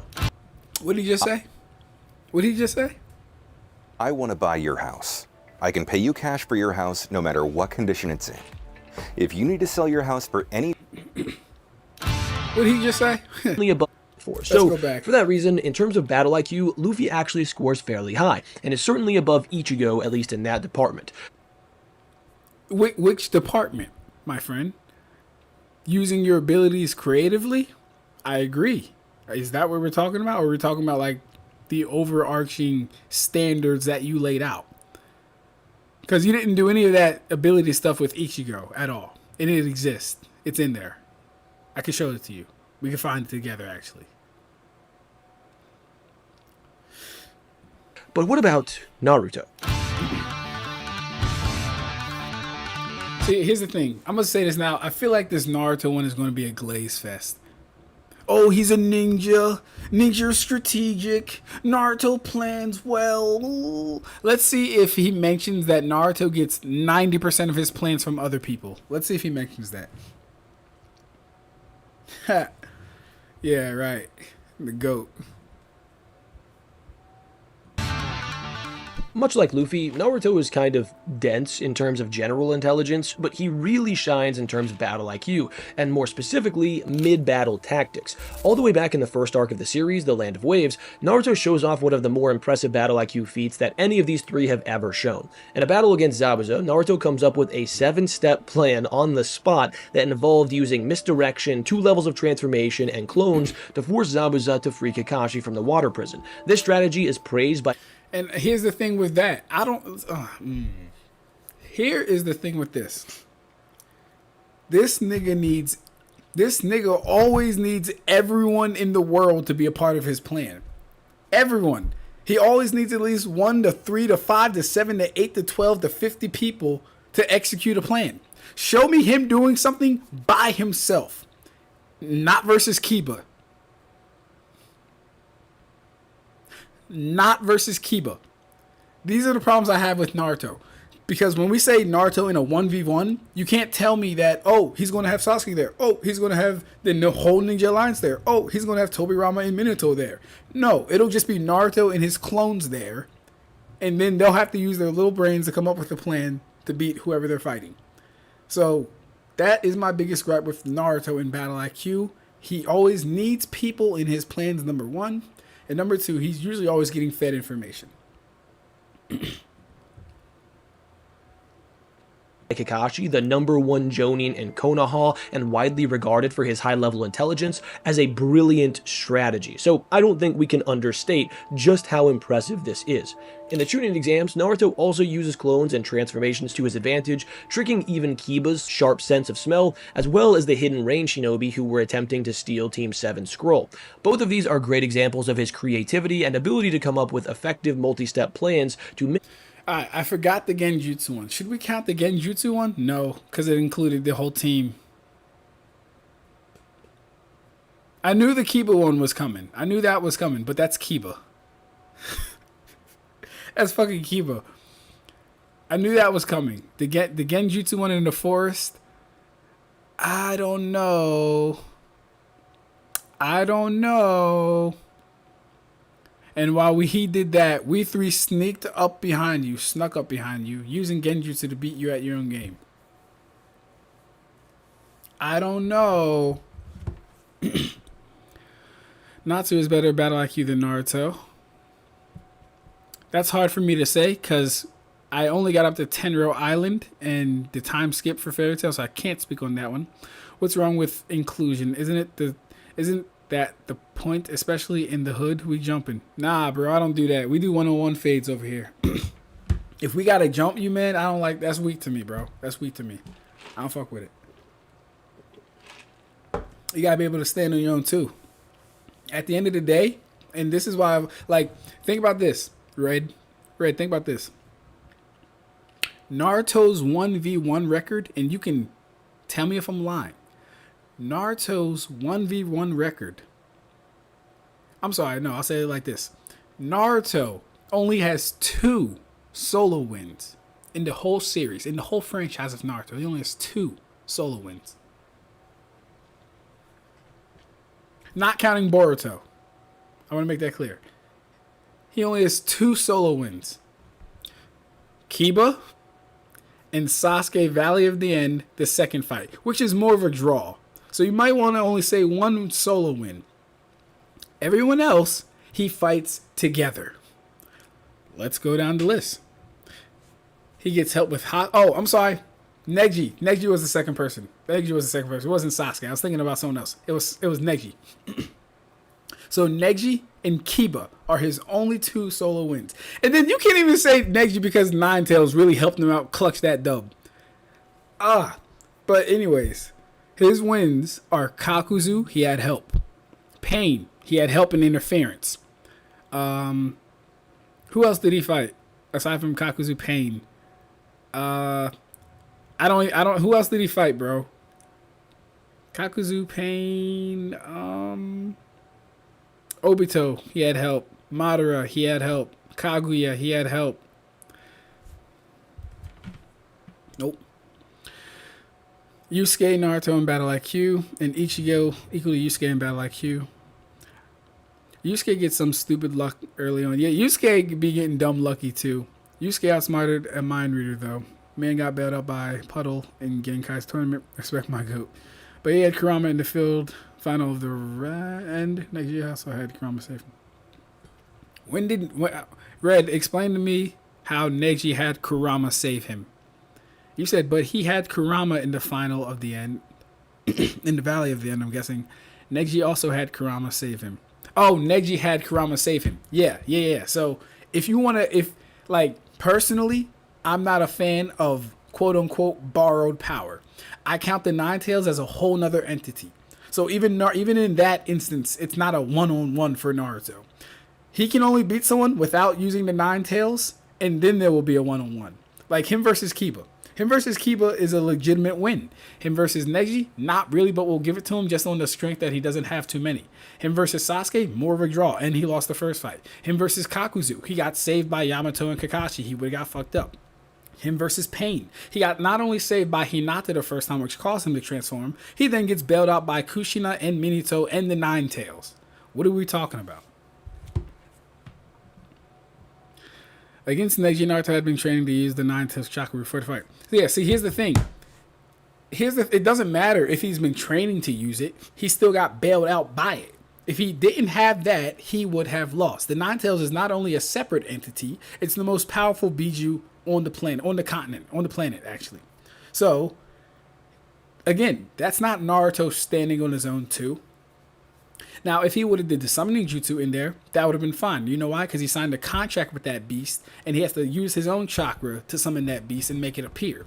That's totally fine. That's different. But when you have the most powerful thing inside of you, and you can just pull from its reserves and unblock your chakra network and stuff, no, we're calling foul on that. He should have been disqualified in the tournament, actually. He's tripping on Boruto. Get this. Naruto's tripping on Boruto for using secret scrolls, but I bet he didn't tell Boruto that he cheated in the shooting exams using Kurama. I bet he didn't tell him that. Get out of here, man.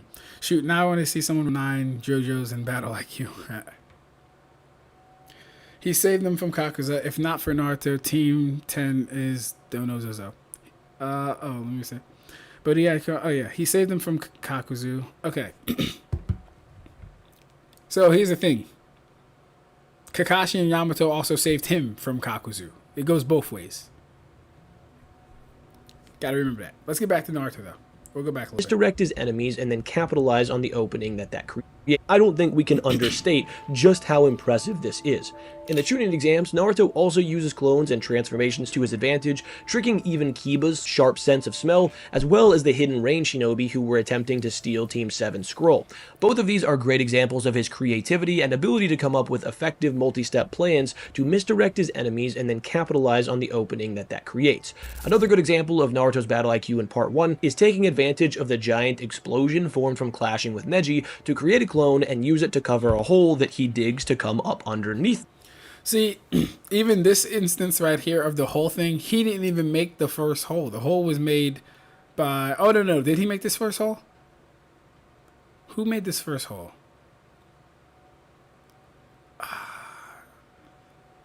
No. I think this was Naruto. And then Shikamaru used the hole after Naruto. I think that's what it was. Okay, we'll give him this. Using the hole, making a clone, digging underground and punching. We'll give him that. Fuck it. Neji and deal a finishing blow while the Hyuga prodigy was off guard. Fairly simple, but honestly not a bad strategy at all. Again, showcasing his creativity, ingenuity, and ability to develop solid tactical plans on the fly. Naruto's creativity and ingenuity even applies to much simpler strategies, such as utilizing his clones to help him overcome the speed boost offered by Sasuke's Chidori in the final valley. Sasuke gets a speed boost from Chidori, and so if they're relative in base and then Sasuke gets an amp, then he should be able to blitz Naruto. But to overcome this, Naruto creates clones and has them launch him. See, that's kind of how it works, but that's not entirely how it works. Yes, it's stated that the Chidori does affect your speed, but the emphasis is on the speed of the thrust, thrust. That's what the emphasis is on, actually. This is a tough one. Let me look at this panel side by side. Well, let me see, actually. And then running at each other. Rasenga. Okay, we'll just give it to him. It's all right.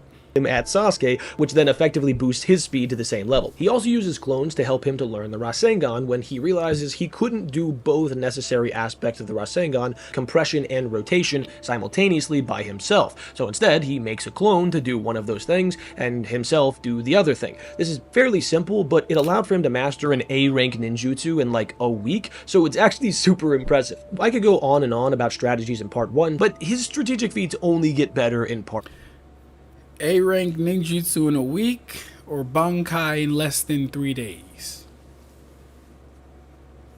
And then that's the only thing Naruto mastered. He didn't even master the Shadow Clone Jutsu yet. Well, you could say he mastered that, but then again, Ichigo mastered Shunpo in less than a week.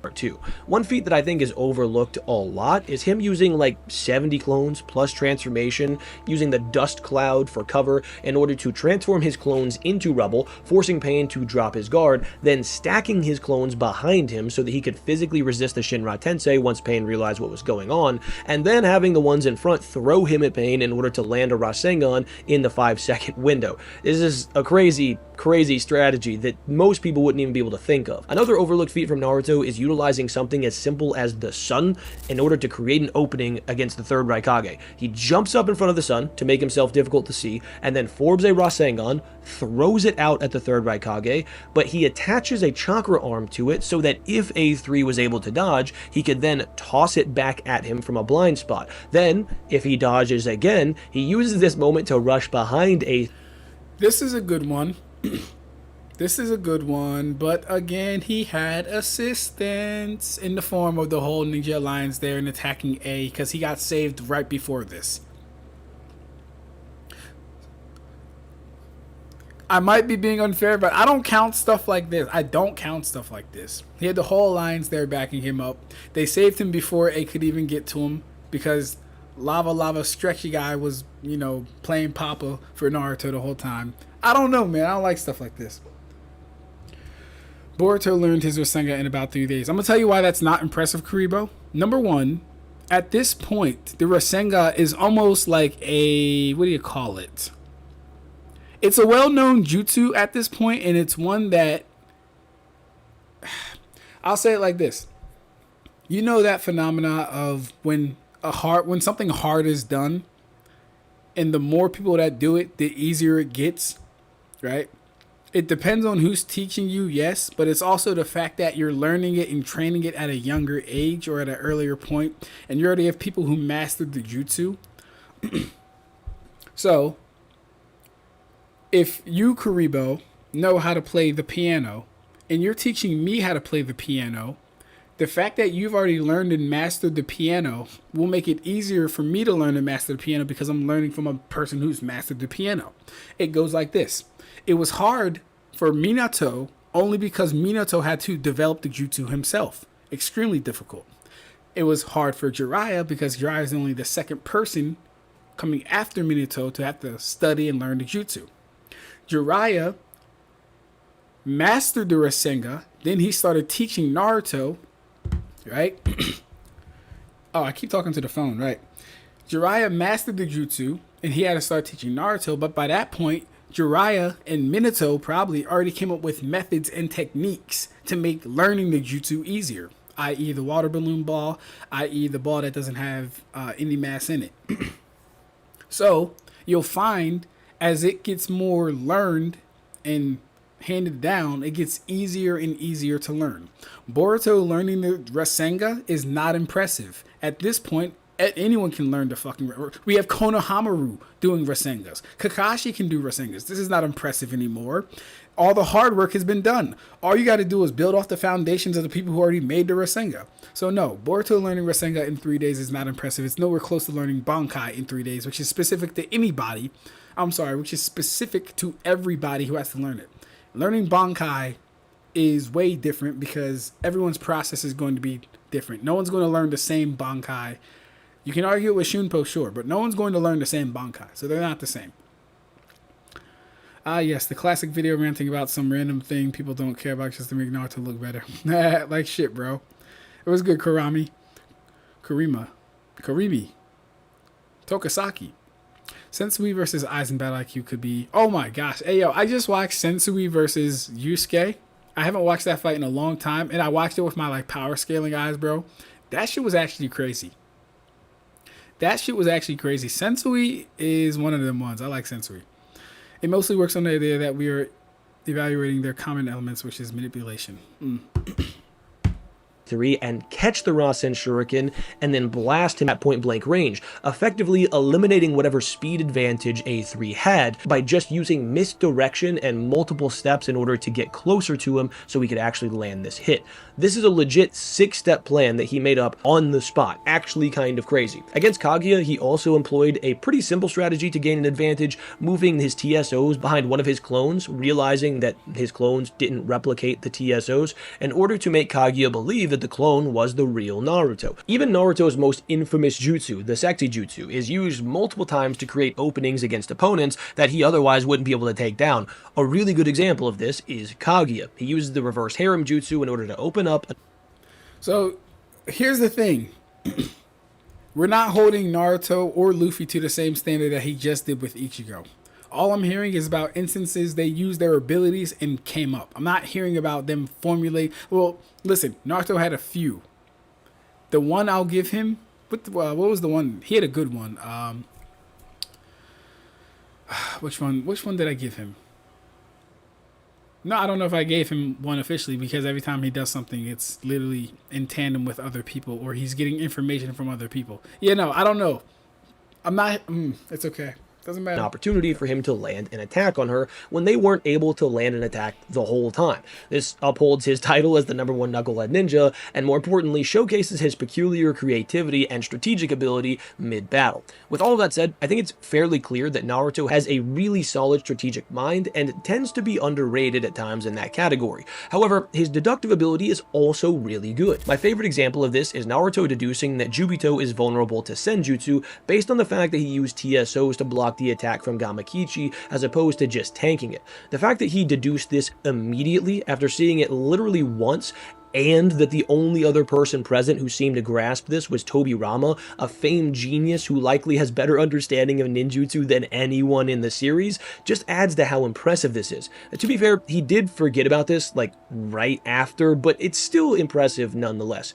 With a little background information from Gyuki, Naruto was also able to deduce how A3 got the scar on his chest, and quickly develop a plan to take him down, using his own abilities against him. Naruto's ability to figure out what happened with very minimal information, as well as have the wherewithal to know that using Sage Mode's precognition paired with a last-second strike over KCM's superior battle speed in order to bait A3 into an attack, dodge the last second, and redirect the Hell Spear with a Rasengan Blast showcases Naruto's deductive and tactical abilities working in conjunction. I could honestly go on and on, but I think you get the point. Naruto's battle IQ is actually quite high, with his strategic, tactical, and deductive abilities all being really solid. Due to this, I do score Naruto really high overall, despite his knuckle-headed tendencies. We take care of a wide range of patient population. We're very rural. We are a smaller hospital, and so we are basically the resource. Yeah, so I kind of knew Naruto would get, like, here's the thing. If you don't look at this in detail and you don't consider, like, a lot of aspects of it, I won't be mad at you for winding up thinking Naruto has the best battle IQ. But like I said, put him in a one-on-one situation and see what he's made of. He doesn't have that many examples. The ones we can pull from are what? Kiba turning into the dog. That's a basic. See, like, and here's the thing. Oh my fucking god, man. He's using transformation jutsu. And I think he used the Shadow Clone jutsu. I don't remember it because I haven't watched that shit in so long. But why are we praising ninjas for using basic ninja tactics and techniques? Why are we doing this? He's not doing anything revolutionary. He's not. So he has Kiba. What are his other solo wins that he's cheeked out? I don't know if he has any other solo wins, right? Let's get to some comments, man. Kakashi learned Rasengan. Kakashi learned Rasengan from Minato. Remember, Chidori was an attempt to add lightning release to it. That's fine. That's fine. I mean, either way, what I said still holds weight. The fact that the Rasengan has become a more popularized jutsu within the Leaf Village, and each person that masters it learns it faster and faster because all the groundwork has already been laid out and done by Minato, Jiraiya, and even now Naruto, etc., etc. So Boruto learning it fast isn't impressive because literally all the hard stuff is done.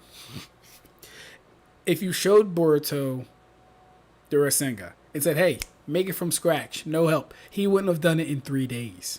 He's not that talented. He's really not. He had to cheat on the shooting exams. Let's stop. Wasn't that mostly Tobirama's observations? I don't really remember. But even with that, Naruto could feel Sage energy coming off of it. So to deduce that Sage mode or Senjutsu energy is what would defeat it isn't a big leap. It's not that impressive to me, I'm not gonna lie. Loath as I am, I hate to admit it, Bakugo battle IQ, Naruto. Oh yeah, no.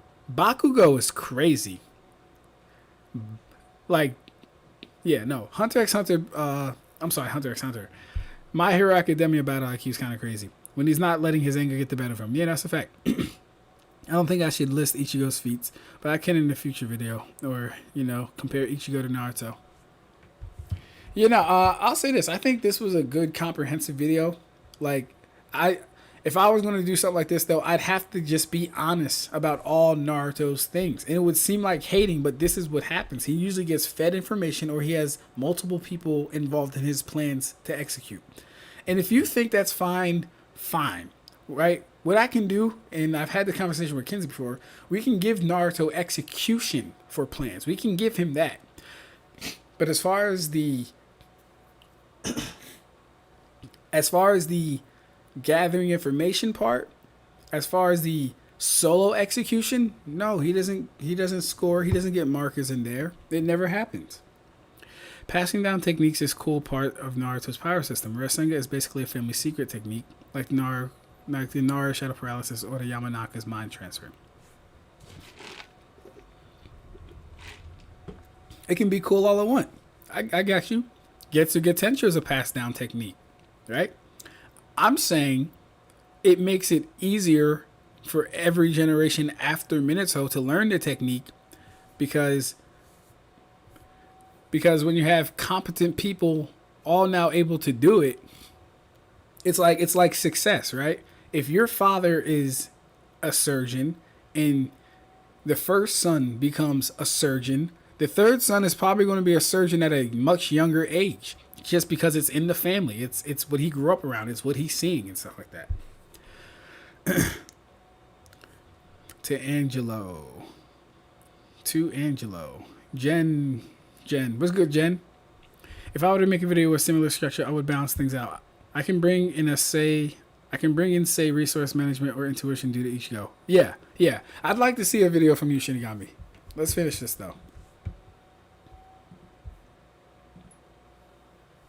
When it comes to battle IQ, I think it's fair to say that Ichigo comes in at the bottom here. He simply has a lack of showings, and even the showings he does have tend to be a bit underwhelming. However, that's sort of the point. He's not meant to be someone who outwits his opponents. Ichigo is the culmination of many generations of strife and war coming together in one vessel to turn the tides of history. He's a trailblazer, gifted with abilities that destine him to break every mold and shatter preconceived notions through raw power and will alone. That isn't to say that he's dumb, but rather that he doesn't have to be smart in the vast majority of his battles. That said, in terms of battle IQ, I have to give Ichigo like a 5 out of 10, or definitionally average. As I said earlier, his raw talent for learning and mastering things quickly is the highest among the three, but I don't attribute that to battle IQ. If you do, that's fine. I think it's more so in line with talent or genetic advantage rather than some intelligence driving that progress, but we can debate that at a later time. Luffy is actually really impressive here, with his primary strength being his insane creativity. To take a power that's fairly simple and turn it into a multifaceted, complex, and versatile power set clearly takes creativity and ingenuity that I think stands above the other two. However, in terms of strategy and tactics, he does keep it fairly simple. He's not often putting together multi-step, highly complex strategies to overcome his opponents. He's usually just relying on his abilities in a creative way or taking... See, like, he didn't incorporate none of that for Ichigo. That's what I'm saying, man. Like, he's giving different standards for all three of them when he's supposed to be looking at them overall. He didn't mention one time that Ichigo factors in spacing and distance into his fight. He didn't mention one time that Ichigo also uses his abilities in a creative way that he learned from Zangetsu. He doesn't mention this stuff. Does not mention it.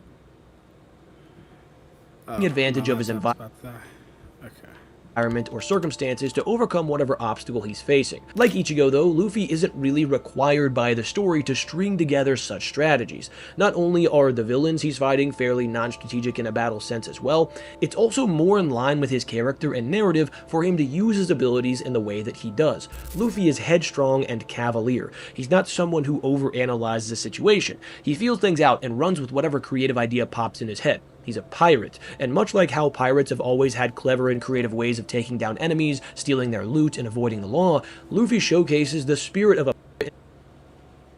in the way he fights, relying on wits, creativity, and headstrong attitude to get him through. With that said, Luffy does get a 7.5 out of 10, with his creativity and ingenuity carrying the bulk of that rating, but I'm not ignoring his solid tactical mind. Naruto, though, is a shinobi, a trickster, a soldier who was taught to see the hidden meanings behind... I said this was coming. Didn't I say this was coming? I swear to God, I said this was coming, bro. I swear to God, I said this was coming at the beginning of the video. This does not surprise me. Behind the hidden meanings. This is the reason his battle IQ is far above his fellow Big 3 MCs. Although he's arguably the dumbest in terms of general intelligence, Naruto is head and shoulders above the other two strategically and tactically, and at least rivals them in deductive ability. His creativity and ingenuity are also super high, although I would argue slightly below Luffy's. Naruto's consistent... See, no. Jiraiya has great deductive ability. Even Sasuke has great deductive ability. Kakashi has okay deductive ability. Itachi has good deductive ability. Naruto? No. Show me something Naruto. Show me a deductive... Show me where Naruto was displaying deductive reasoning and he had to come up with everything by himself. Show me that. Because Jiraiya had to deduce the Pain's abilities. Sasuke had to deal with Deidara's clay and all that other shit and bullshit. Itachi speaks for himself, right? Even if Itachi doesn't have a lot of feats, the one or the few he does have speaks volumes, right? Naruto doesn't have none of that stuff. Luffy doesn't have none of that stuff either. I haven't forgotten about Luffy. It's really just kind of unfair that he's only talking about Luffy's creative side for his abilities. Like I said, he didn't do that with Naruto, but he did. I mean, he didn't do it with Ichigo, but he did do it with Naruto. Shown the ability to craft complex multi-step plans to trick, outmaneuver, and overcome his opponents, regardless of what advantages his opponents hold. These strategies have worked against those who were on his level and those massively above. Due to all of this, I'm inclined to give Naruto a 9.5 out of 10, with his only real weakness being that he is a bit of a knucklehead and can be forgetful. A big part of this ranking, like the others, comes from the demand presented in the series he's leading. Kishimoto is probably the top philosophical and strategic mind out of all of the shonen mangaka. Oh, hell no. What? Kishimoto is probably the top. He said philosophical and analytical. Part of this ranking, like the others, comes from the demand presented in the series he's leading. Kishimoto is probably the top philosophical and strategic mind out of all. He's probably the top philosophical and strategic mind. Clearly our good friend, what is his name? What is this creator's name? Clearly our good friend, Sage of the Thick Calves, has not read Bleach. Clearly he hasn't. Clearly he doesn't know the lore in the iceberg that is Bleach. If he did, he would not be saying this stuff. Bleach takes philosophy, occultism, retroactive, what's the word? Retroactive introspection and depth to a different level. This is actually motivating me to do my Mayuri video right now. The fact that he just said that. The only reason Kishimoto has a strategic mind is because he's doing a series about ninja. Ninja have to be strategic. They wouldn't really be ninja if they weren't strategic, now would they? It wouldn't really be a cool show if the ninja were just overpowering each other like Dragon Ball characters. Now would it? No, it would not. So no, this is not bias, it's not cope, but this is a heavy presumption based on the genre that he's writing from. He's writing a story about ninja. When you think of ninja, you think stealth, you think quietness, you think tactics, you think do this to make this happen, to do that. You think assassination, all things that inherently require you to be more strategic. So simply saying Kishi is more strategic, or he has a more philosophical or strategic mind because he's writing a genre about ninja, is fallacious. It's wrong. It's not true. I would like for someone to show me this great philosophical depth of Naruto. What are we going to talk about? The cycle of hatred? Is the cycle of hatred the best we get from Naruto? Let me know if there's something else, if there's anything deeper, right? Because in Bleach, we have the supposed good guys who are actually the bad guys, and then the bad guys are actually technically the good guys, but then you really find out no one's really bad. Everyone kind of just wants something else, right? Then you have different factions who want something else, betrayals and all this other stuff. Then you have Mayuri, who is the GOAT, going on a whole fucking tangent about perfection, and we're gonna get into that. I ain't even gonna spoil it, right? Then we have the religious aspects of Bleach, the occult aspects of Bleach. There's Freemasonry in Bleach. Baphomet is in Bleach. Sadism is in Bleach. Buddhism is in Bleach. Like, it gets really deep. It gets really deep. I think that's a basic claim. I think that is a baseless claim. I can't, and here's the thing. I can't really speak for Oda. Oda does what he wants. Oda is a phenomenal writer. Probably the best at foreshadowing and payoffs. I'll give Oda that. Oda's probably the best at foreshadowing and payoffs. Alright, let's Getsuga is more like the bloodline genetic technique than the clan's secret techniques. Like Hiruzen is confirmed to know and be able to perform every secret jutsu in the leaf. True. If you want a video from me about this, I'll be sure not to give away most of my more detailed thoughts in here.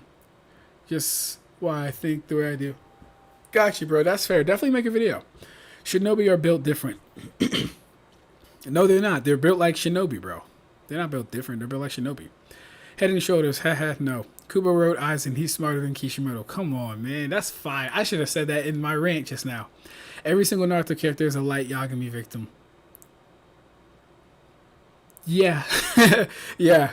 Whitebeard's strategy, any of Naruto's. Whitebeard's? Nah, Michael. I think Blackbeard's strategy, anyone's actually. Blackbeard, and I might make a video about this. Blackbeard is the most strategic person that I think we've seen in anime. I'm not going to lie to you. Blackbeard is kind of crazy. Look at his track record. Look at everything he did. Look at all the steps he took.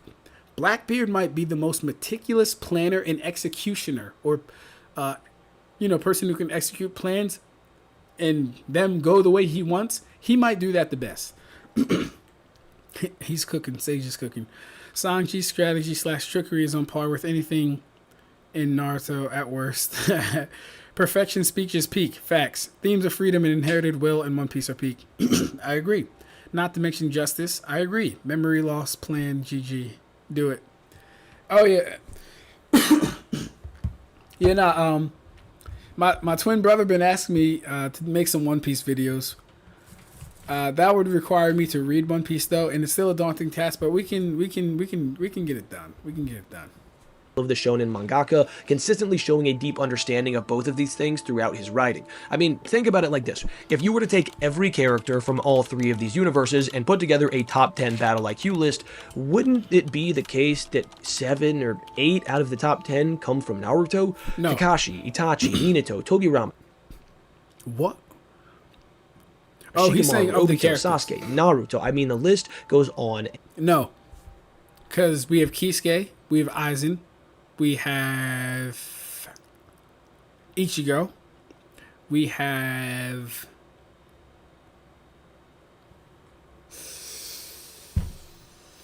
that might be it. That might be it. But here's the thing. If we're going, it depends on whose criteria we're going by. If we're going by his criteria, then potentially. If you're going by mine, where you have to do these things by yourself and execute by yourself and not rely on any outside help or information, looks a little different. Looks a little bit different. But I think I can yield that most of Naruto's cast is more strategic. Because they have to be, though. Like I said, they kind of have to be. I didn't miss that comment where you said, oh yeah, Uryu. Oh my God. How did I forget about Uryu? And Shunsui is dirty too, bro. Hold up. Kisuke, Aizen, Ichigo, Uryu, Shunsui. Who else we got, Kuribo? Byakuya. I wouldn't put Byakuya in there. Like, I would, but I wouldn't. Byakuya is good, though. Byakuya kind of teeters for me. Like, he's smart enough not to fall for shit and be able to, like, stop certain shit. But he doesn't... He, like... How would I... I don't know, man. Byakuya is kind of in a weird spot. I also didn't miss that where you said Ab-Stract has the Almighty. I saw that shit coming, bro. I said it. Rob Lucci, Katakuri, Crocodile, Doflamingo. Alright, now hold up. Now, Mike, I'm going to need some feats for... See, no, Michael, I don't know. Rob Lucci, Katakuri, Crocodile, Doflamingo, Law. I think we can do Law. I don't know about Katakuri. He's pretty much future sight spammer. I don't know about Crocodile. I definitely don't know about Dolphy. And I really don't know about Rob Lucci. Yuha's kind of just like OP. I don't really count Yuha. Naruto characters are taking most of the list. Like, I don't disagree with that, Kuribo. But like I said, bro, it's in their nature. They kind of have to. Asking Hashfault. Ask strategy, battle IQ. I don't know if we can give it to them, bro.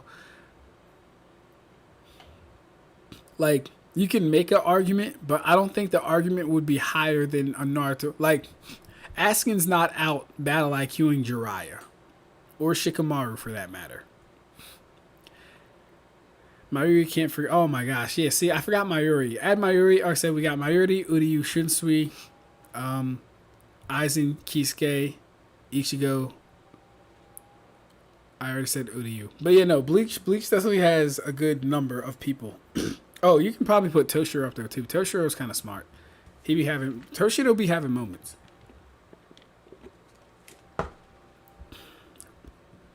And on. The Naruto world is filled with genius strategists, so Naruto can't just bully his way to the top. He can't just rely on creativity either. Even when he arguably has a power advantage, like he did against the third Raikage or Neji, it's required for him to manufacture creative plans to misdirect opponents, throwing them off guard and creating an opening, even creating extra steps in case they counter.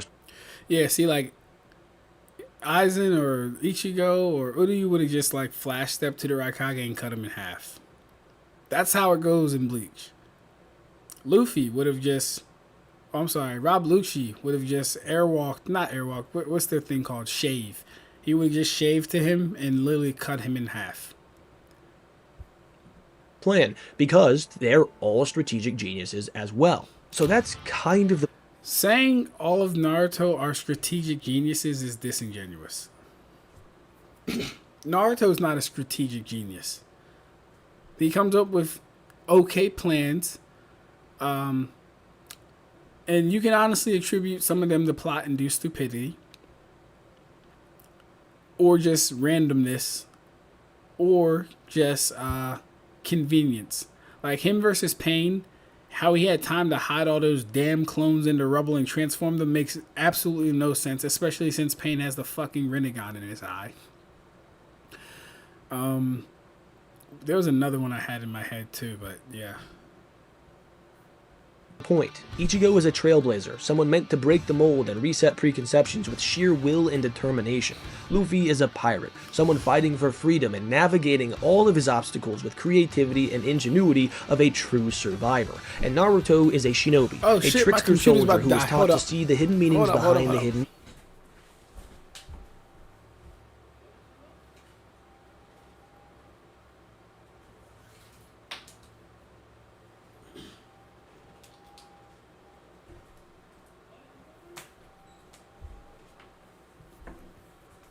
I forgot I got warned about that.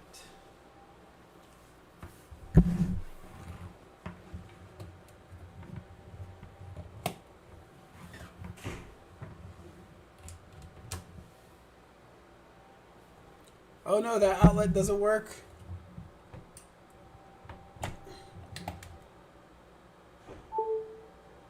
Ah, there we go. Alright. Cool. We are alive. No need to fret. Alright. Where we at?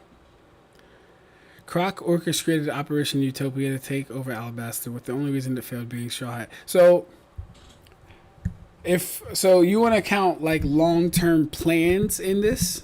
Because that's not battle IQ, Michael. That's not battle IQ. That's more so, that's more so like, you know, strategies for like war, and that goes more into other things than battle IQ. Because if we're doing that, if we're going to do that, then no one in Naruto, save for Zetsu, and Zetsu got extremely lucky, is beating anything that Aizen did. No one in Naruto is beating anything that Aizen did.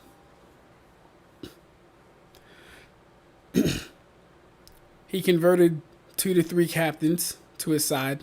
He got the captains that... Alright, let's do this step by step, right? He already knew about Kisuke. He already knew about the Soul King. He knew he wanted to change Soul Society and have him be a quote-unquote god. He orchestrated plans and means to break the boundaries between Hollows and Soul Reapers. He used other people's information to that end. He recruited people that his ability couldn't work on. He got rid of people that could have been potential thorns in his side, like Kisuke, like the Vizards, etc., etc. He did his own experiments to try and continue to break the mold between Hollow and Soul Reaper, which resulted in the birth of the Ichigo. He took over a whole nother dimension in an endeavor to plan his escape once he knew he would leave Soul Society. After defecting, like I already said, he took captains with him, so he lessened their military might by taking captains, while in that same time he was already building up his army of Espada to challenge said captains. He kidnapped Orihime because he knew Ichigo would go to get Orihime. Ichigo's the only person who hasn't seen Kyokusuigetsu, so having him out of the way killed 2 birds with 1 stone. And if Ichigo goes to save Orihime, Yama's not going to have Ichigo die. So what does Yama do? Yama sends up backup to go get Ichigo to help him get Orihime. So he's now divided the captains on one end in Soul Society and the captains in the other end, and not Soul Society, where they're living in Wake Mundo. And then he actually closes all the Gargantas so they can't get back until the fights are over. Like, if we're going to talk about Crocodile doing that, we have to consider everything Aizen did. And then we have to consider everything Yuha did, because he literally saw it all. Well, we can't give Yuha that, but yeah.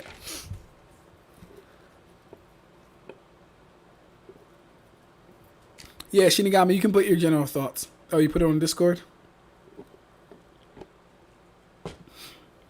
No, but I know I took an outsmart Aizen in general and battle scenarios. Yeah, no. Absolutely not. When it comes to long-term planning, Aizen holds the fucking candle for it. When it comes to short-term, intuitive and adaptability, Aizen holds the candle for it. I don't know a single person in Naruto that could have adapted the Sakanade as fast as he did. You might say, "Oh, Kabuto, he was able to fix all his joints and stuff." Not the same thing. Similar, not the same thing.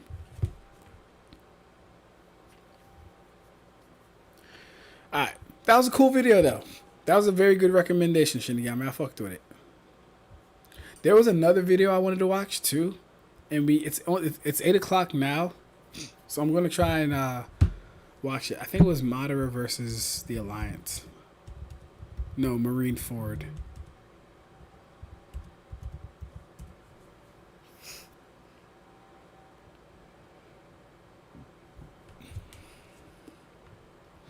Madara was confident enough in his legacy. He knew someone would Edo Tensei him back, so he learned the jutsu to complete his rival. He's just raw.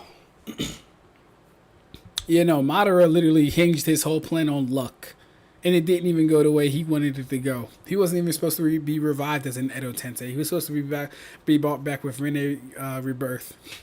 So, kind of. But even then, Madara was getting his strings pulled by Zetsu.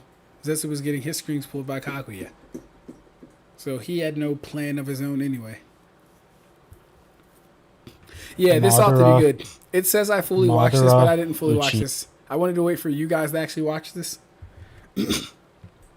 Alright, so I think the video loses the meaning of Battle IQ. I mean, he even got around it when he kept mentioning creativity. Thank you, Shinigami. And this is what I was saying the entire video, bro. He wasn't holding Ichigo to the same standard as he held Luffy and Naruto. And that's why it kind of took away from me, too. I'm like, all right, so you start off with you start off with Ichigo saying, okay, cool. There's 2 times where he was deductive and employed tactics and strategy versus Gin and versus Ikaku. I'm sorry. Oh, he didn't even mention Ikaku. He didn't even mention the Ikaku fight, which is actually important, but Renji, right? Then he goes on to Luffy, and Luffy's using all his abilities creatively, right? He doesn't need strategy. He's just a creative fighter. Okay, granted, but where's his actual strategies? Where's his employment of tactics and stuff like that? Oh, he can use gears. He can turn his fist big. Okay, but you didn't say nothing for Ichigo and his abilities. Did you watch Bleach? Did you read Bleach? Fair enough. Then we go into Naruto. Oh, well, Naruto's good at coming up with tactics on the fly. Okay, so what about his own deductive ability to be able to break down someone's ability and do it for himself? Or does he get fed all his information? So yeah, I felt like Ichigo was held to a different standard. Overall, good video, great video. I liked it. The quality was very nice. But I kind of knew the direction it was going once he outlined the criteria, and then once he didn't hold them the same standard, I kind of knew how it was going to go.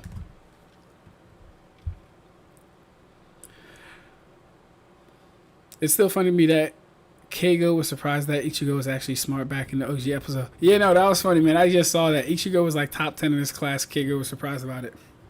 It's not just tactics or strategy. There's also adaptation, resource management, prediction, and whatever else you feel the character requires. Yeah. But in Shinigami, bro, that's why I said it depends on whose standard of battle IQ you're talking about, right? Because if you're just going off of the things he mentioned, which he didn't mention for everybody, I could see how you're going to land on Naruto. Ichigo is being specifically downplayed here. He has plenty of feats not mentioned here that are better than that Renji feat. Even before the 1,000 Year Blood War, Renji was never his best feat. I agree. Naruto is being overglazed. I don't think he is strategic in general sense like other characters in verse. He's just creative and unpredictable. I agree. Yeah, I agree. Like overall, Naruto can formulate strategies. He can formulate strategies and stuff, but it'll never be on the back of him doing the deductive reasoning or the work beforehand. I've never seen it. And like I said, if I have seen it, it involves a multitude of people helping him or him getting secondhand information from someone else.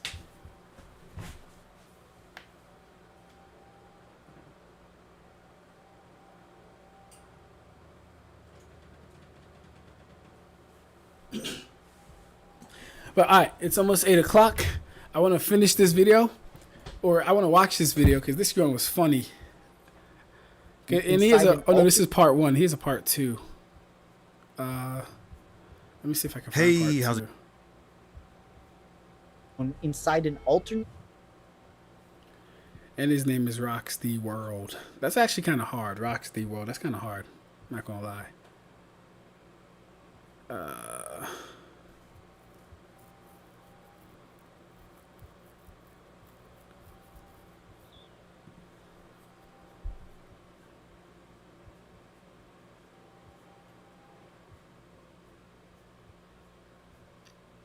Where's this part 1 video? Okay.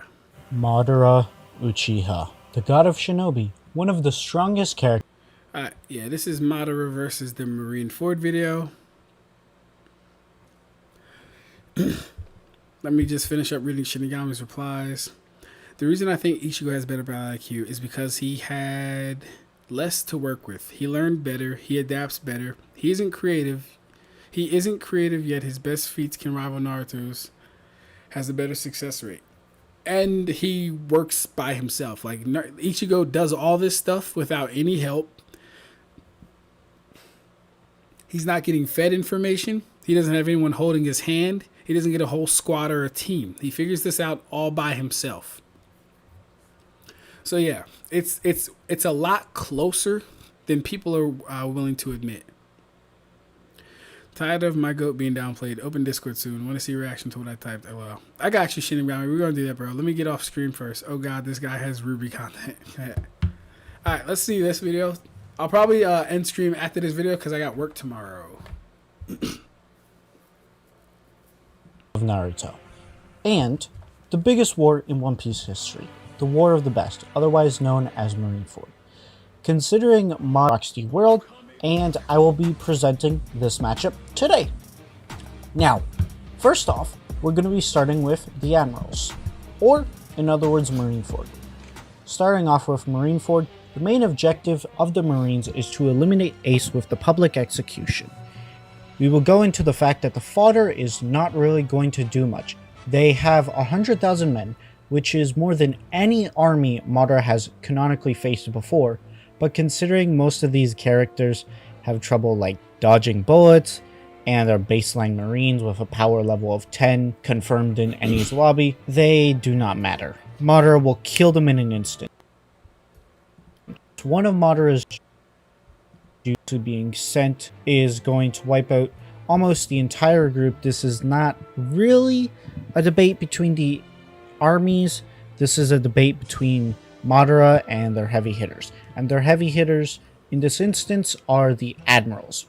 Akainu possessing lava powers and having the highest offensive fruit stated in a data book. Aokiji having the power to control temperatures. And Kizaru, the man who can literally turn himself into light. Now, thanks to things like the data book and Viva cards and other such items, everyone is basically the speed of light or can react to the speed of light, which is incredibly fast. And Kizaru is stated to be the fastest of the Admirals, which should put him above the speed of light, but by how much we don't really know. We also have a lot of statements, like a lot, based around the Admirals being able to destroy continents, and that is an upscale from people like Gecko Moria and Luffy and multiple others who can destroy entire islands. But you could also upscale the Admirals once again by scaling them to Whitebeard, who was able to move tectonic plates. Alright.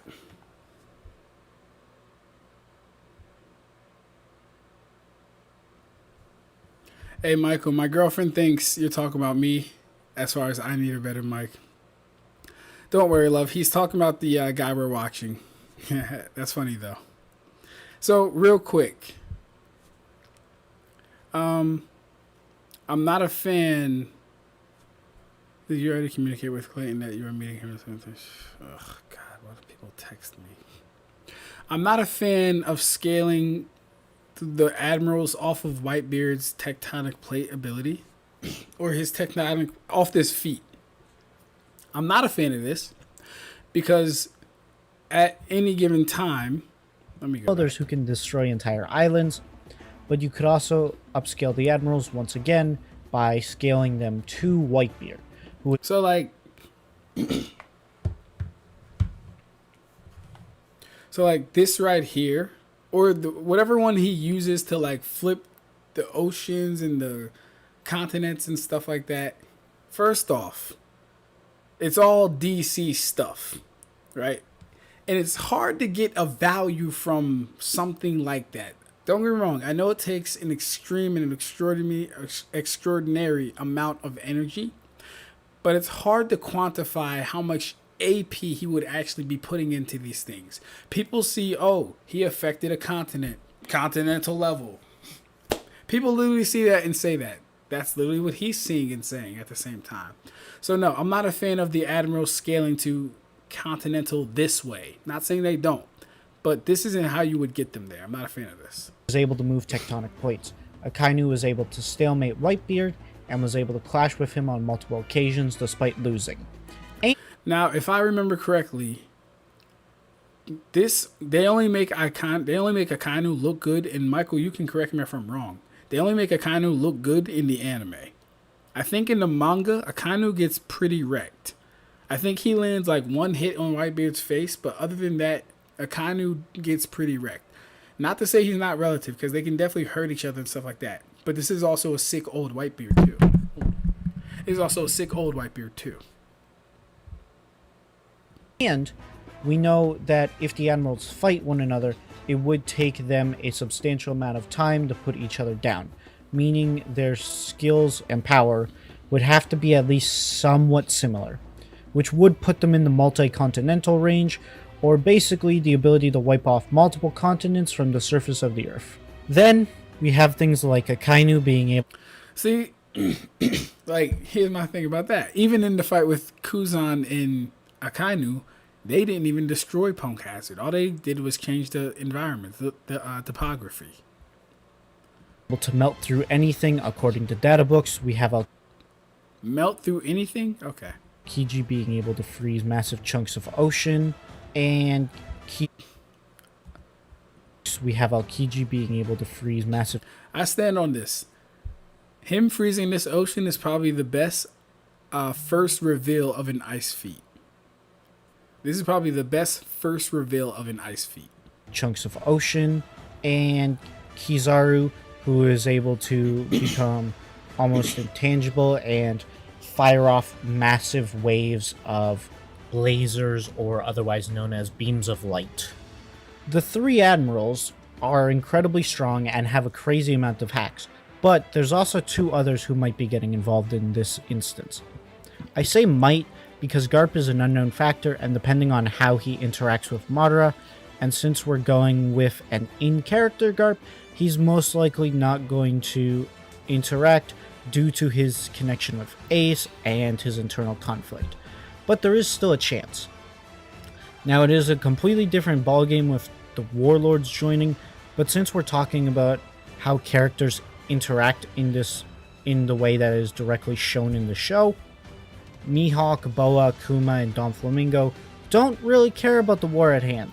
They also have no interest in the war. The Marines obviously do, so this will actually negatively impact them, because if they're going to war with an emperor and only one man shows up who they've never seen before and have no interactions with, the likelihood of them actually fighting him, especially if they have no clue of this man, which, once again, he would not. They would have no context of who Madara is. There is no incentive. And in some instances, you have people like Kuma and Boa who actively want the Marines to die, or Don Flamingo who can switch sides and is an unknown factor. But with all these hounds, someone has to reel them in. And who better than the Golden Buddha, Sengoku? Now, Sengoku, while being relatively vague, does directly scale to the admirals thanks to his position as Fleet Admiral. Plus, he has also shown the ability to stalemate Blackbeard. I'm sorry, this is just getting crazy. He's doing this as if Madara can even take on more than a single admiral. He's doing this like it's going to take Sengoku, Akainu, Aokiji, Kizaru, Garp, the 7 warlords, just to beat Madara. This is getting weird. Best showing of relativity. Oh wait, Akainu could match sick Whitebeard in a clash. True. Landed 1 hit to his torso when Whitebeard got sick. Right. So that was when Whitebeard got sick. Then got beat up by Whitebeard later, in spite of taking off his face. Yeah. So basically, if Whitebeard didn't have his sickness impeding him, Akainu probably wouldn't land any hits at all for the most part. Best showing of relativity to Whitebeard was Akainu surviving / still being conscious from a direct hit from Whitebeard's Quake fist. Don't know if this is the same total joules as the island tilt best punches. Yeah, and that's what my main thing would be, especially since we know it takes Whitebeard. I don't want to call it prep time, but it does take him time to like rip the sky and it takes some time to do all that stuff. And then we would have to say, okay, cool. Is the AP he's using in these attacks, does that scale to his overall durability? We'd have to question that. And I don't think it does. And then the other question would be, all right, cool. So he can affect the planet with these attacks. When he does a punch, right, is the same energy he's using to affect the planets in that punch to the same degree? And then how would we like go about proving that? It would kind of be like an assumption thing, right? But for, you know what I would need? I would need to see a feat of Whitebeard throwing a punch with Quake Fruit and it doing some existential damage to something else. And then we could get the AP from that. That's what I would kind of need to see. All right. Best showing, I think, did I read that one? Okay, yeah. Best showing of relativity to Whitebeard was a kind of still surviving, just being conscious, directly from a crew. Don't know. Okay, yeah. Like, this could cause aftershocks to different islands in other parts of the world. Are you talking about the hit he did to Akainu? Caused aftershocks? Don't know when this came out, but Garp absolutely scales to, though. They're likely above any of the admirals. Oh, yeah, no. Well, this came out, I think this is old. This is really old. Okay, yeah, this is like a year old.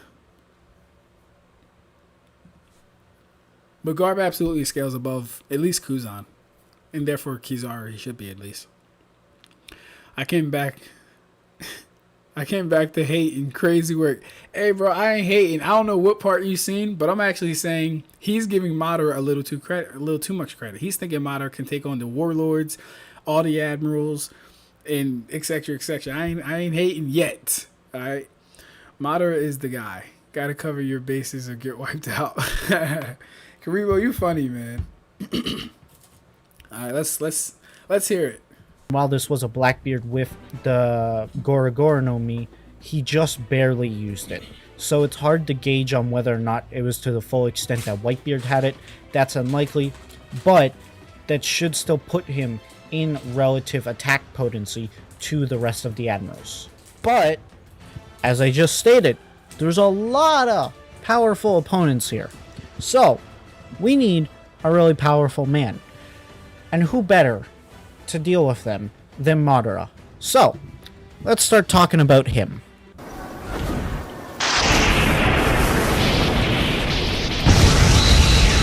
Raikage. Now, the Raikage has been stated to move at the speed of light through. How's he still above Raikage? We do know that Madara couldn't dodge the Raikage one time, right?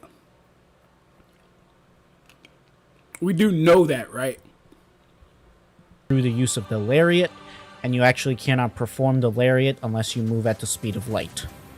But he was also able to react to a faster Raikage thanks to the other. And we do know that. I can't even zoom in. Oh. Anyways, oh, there we go. We do see that Raikage was distracted here, right? And then he gets grabbed. We do see that, right? He's distracted. and then he gets grabbed. We do know that, right? Third Kage performing the lightweight boulder jutsu on the Raikage, allowing him to move much faster. But by how much, we don't really know. So it obviously, once again, vaguely above the speed of light. Now this should put Madara in relative. You can either go either way as far as speed. See, like, how's he doing this stuff? Madara never tags the Raikage with the jutsu or his attacks. Raikage only gets caught off guard by looking at Tsunade.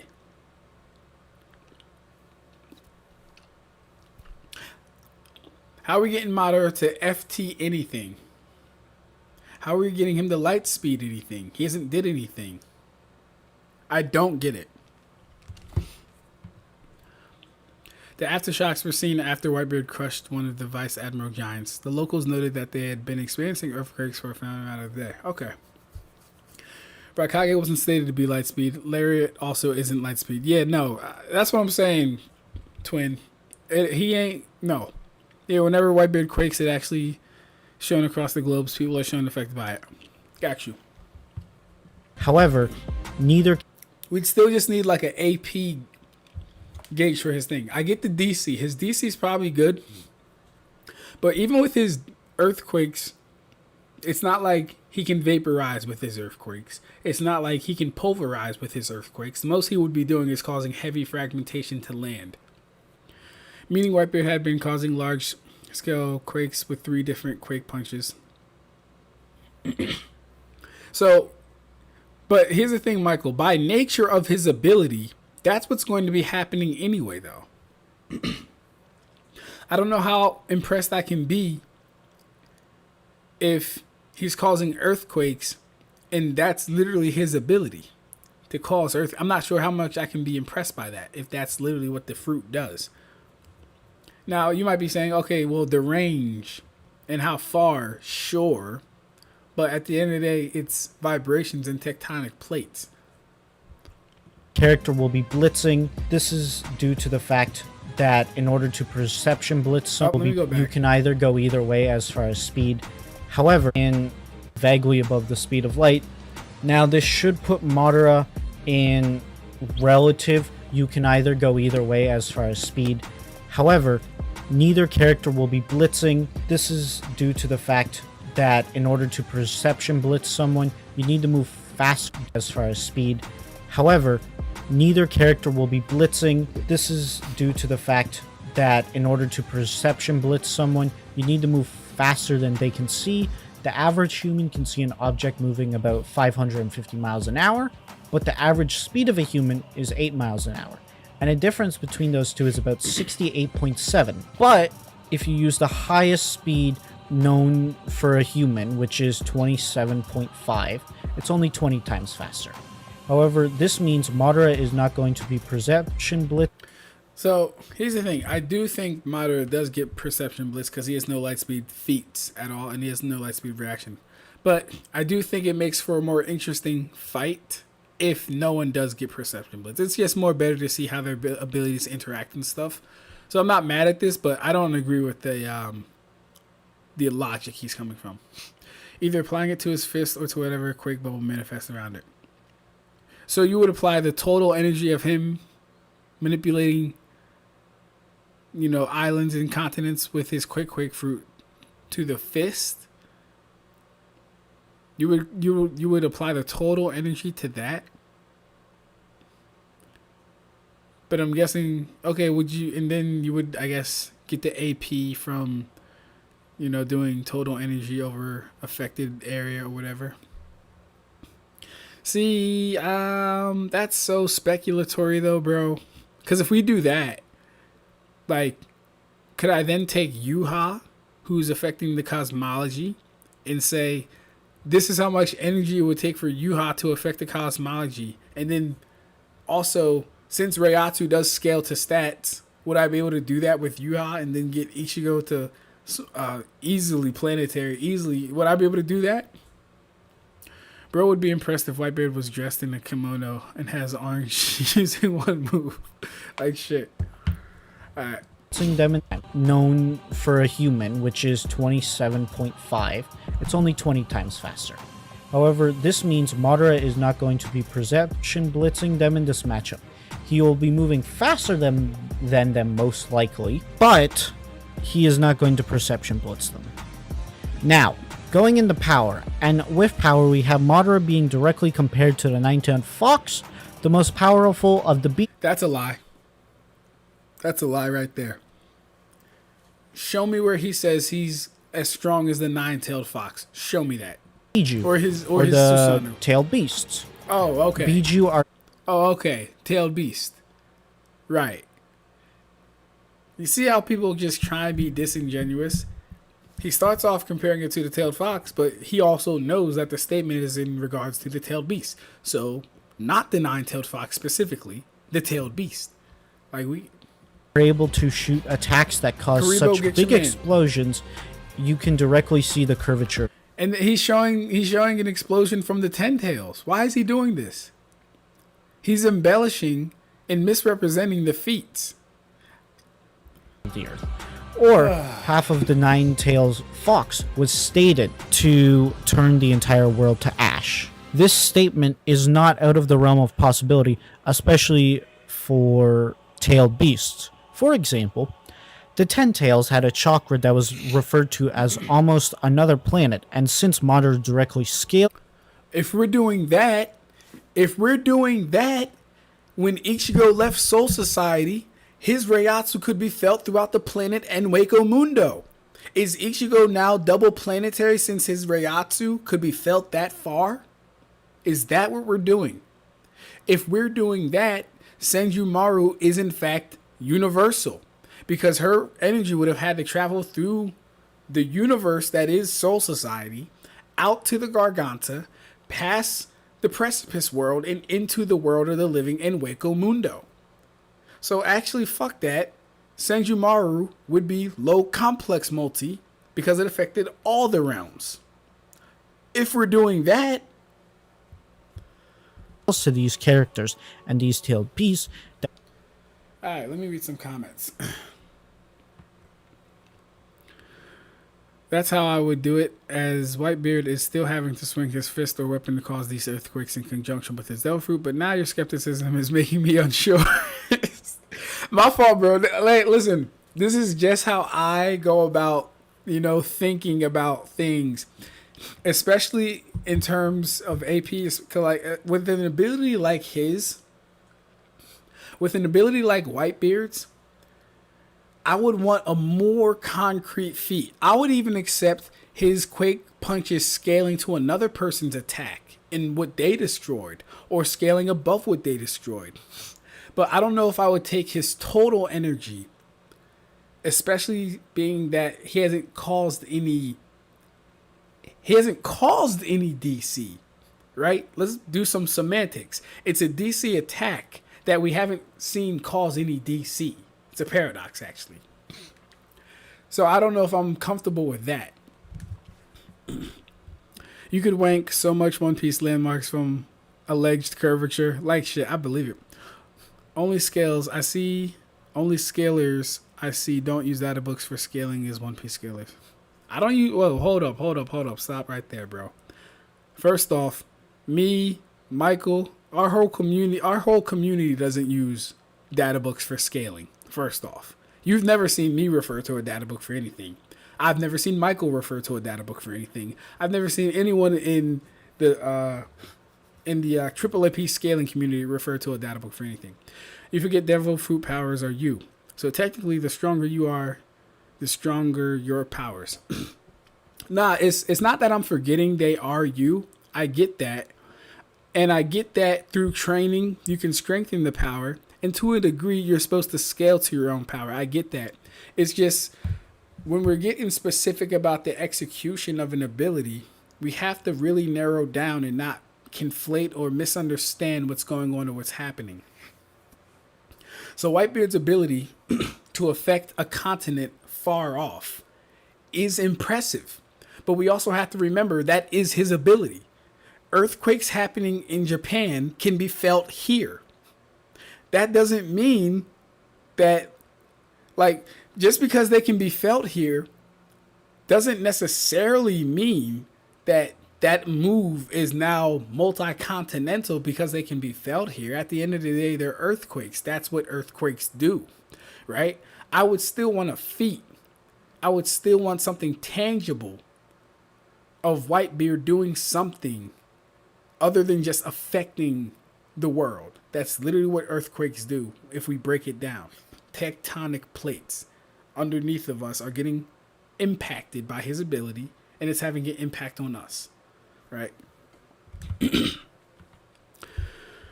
Ab-Stract, people do try to call Bleach low multiversal all the time. Are you actually going to challenge those people? All right, here's the thing, right? With me challenging the status quo of Bleach, I already do that. And I make it clear on my channel that I don't agree with, well, not even that I don't agree. I'm not going to say I don't agree with it. I don't have stances on that stuff yet because I also, like the instance I just gave where I said scale to your Reiatsu is power, therefore, right? I do believe that's true, but I also believe there needs to be some qualifiers or some like conditions met first before I just say that, because we have to be responsible with our platforms and the things that we say. As far as challenging those people, I don't think. So here's a real big one, Karibo. I haven't had a lot of one-on-ones with other Bleach content creators. Right, I haven't had a lot of one-on-ones with other Bleach content creators.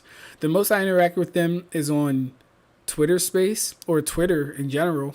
And when we're talking, bro, you know how it gets, Karibo. It's usually your faction versus my faction. One Piece faction versus this faction. It's usually faction versus faction. I don't really have a lot of time for infighting. Hell, I'll retweet shit that I don't even agree with just because it's Bleach on Naruto or Bleach versus One Piece or Bleach versus... I'll do that just to do that sometimes for entertainment purposes, right? So there's that side of it too. And with me holding the opinion that stats in Reiatsu does scale, part of me does experience a little bit of cognitive dissonance because on one hand, I hold that opinion to be true. Stats do scale to Reiatsu. It's shown forth and proved many times throughout the series. But on the other hand, how much does shaking the universe or shaking a planet actually scale your AP?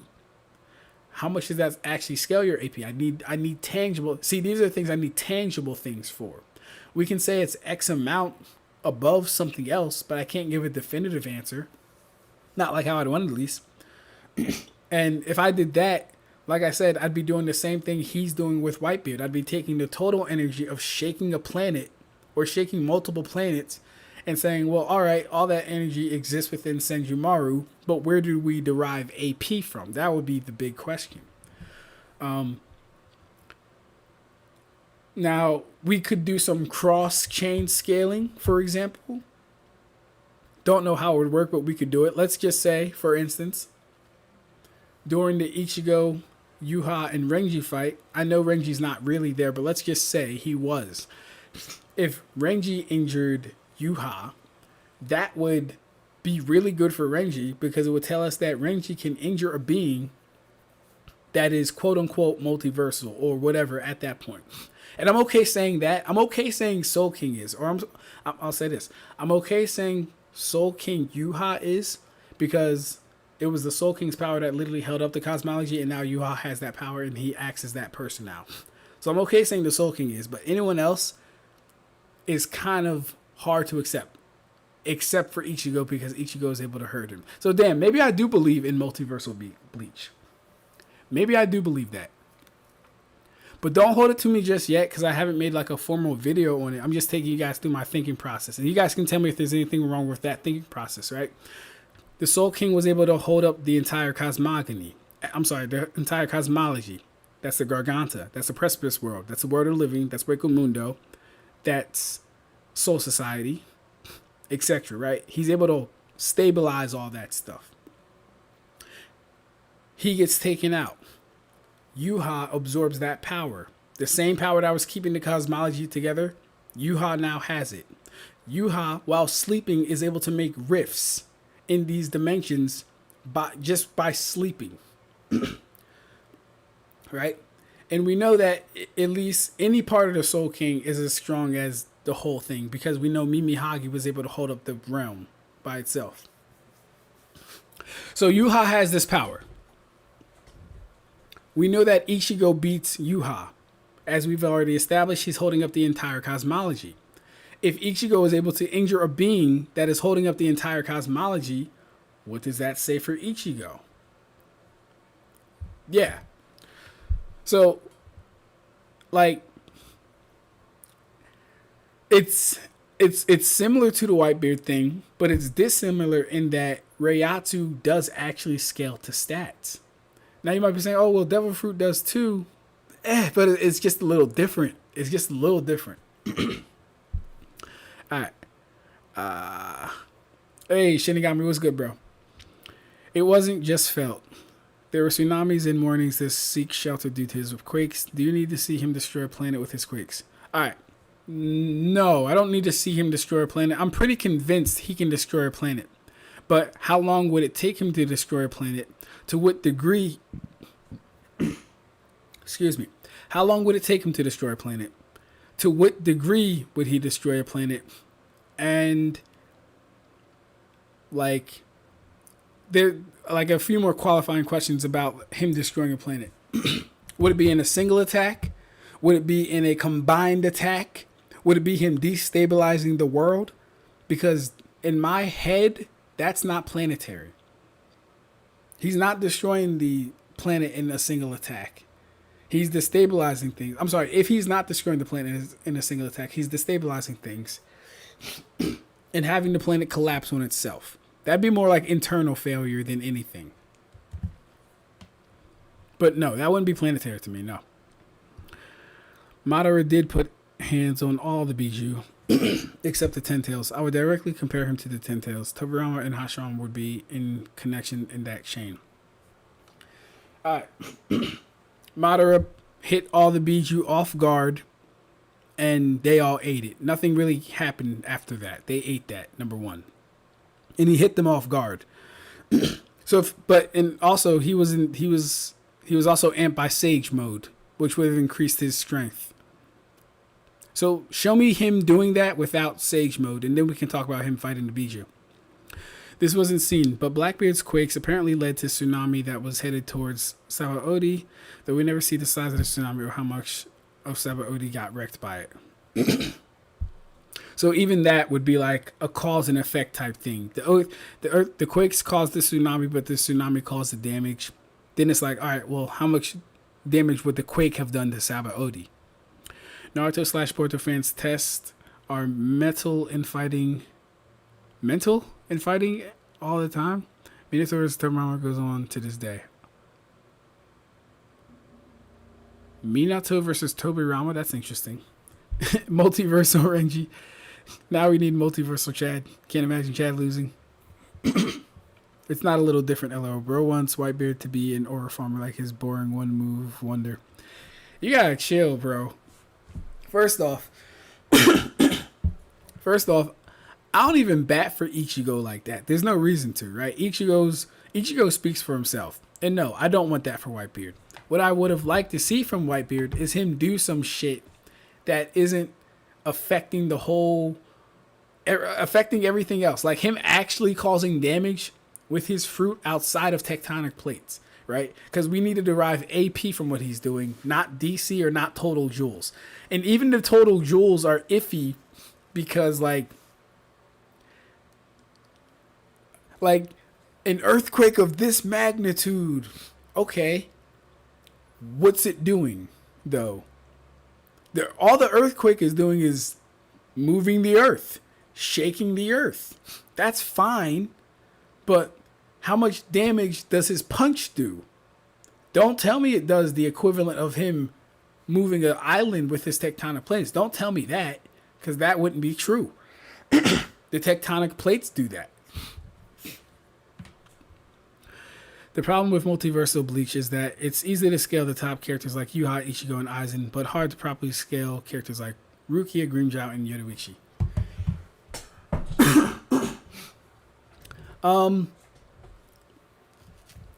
See,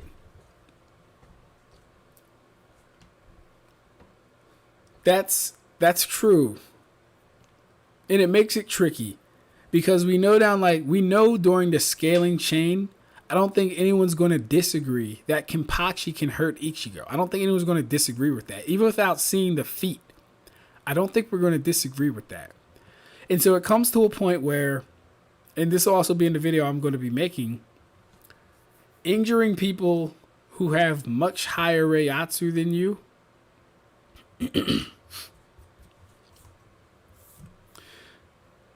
injuring people who have much higher Reiatsu than you, it doesn't happen that much. It doesn't happen that much, right? It's almost like when you reach the captain status, but even then, there's ranks and separation even within the captain status. Not every captain is equal. We know this. Aizen exists. Yamamoto exists. Yamamoto is someone who can run one-shot Stern Ritters. Stern Ritters are equal to captains like Byakuya. So that means Yamamoto can canonically one-shot Gote 13 captains. We know people like Oetsu can speed blitz the Stern Ritter Schutzstaffel. And the Stern Ritter Schutzstaffel should be at least stronger than the regular Stern Ritter. But this also backs that Oetsu would be able to speed blitz pretty much any other Shinigami that's not Yamamoto or like Ichigo at that point. So like it really kind of depends. And I'm going to have to like make a video before I give any any concrete statements. Lucy can summon the water dragon god. Are we talking about Black Clover? Let me see. Lucy versus Nami.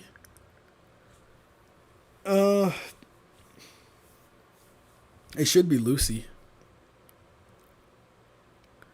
Oh wait, Lucy's not from Black Clover. Lucy's from fucking Fairy Tail.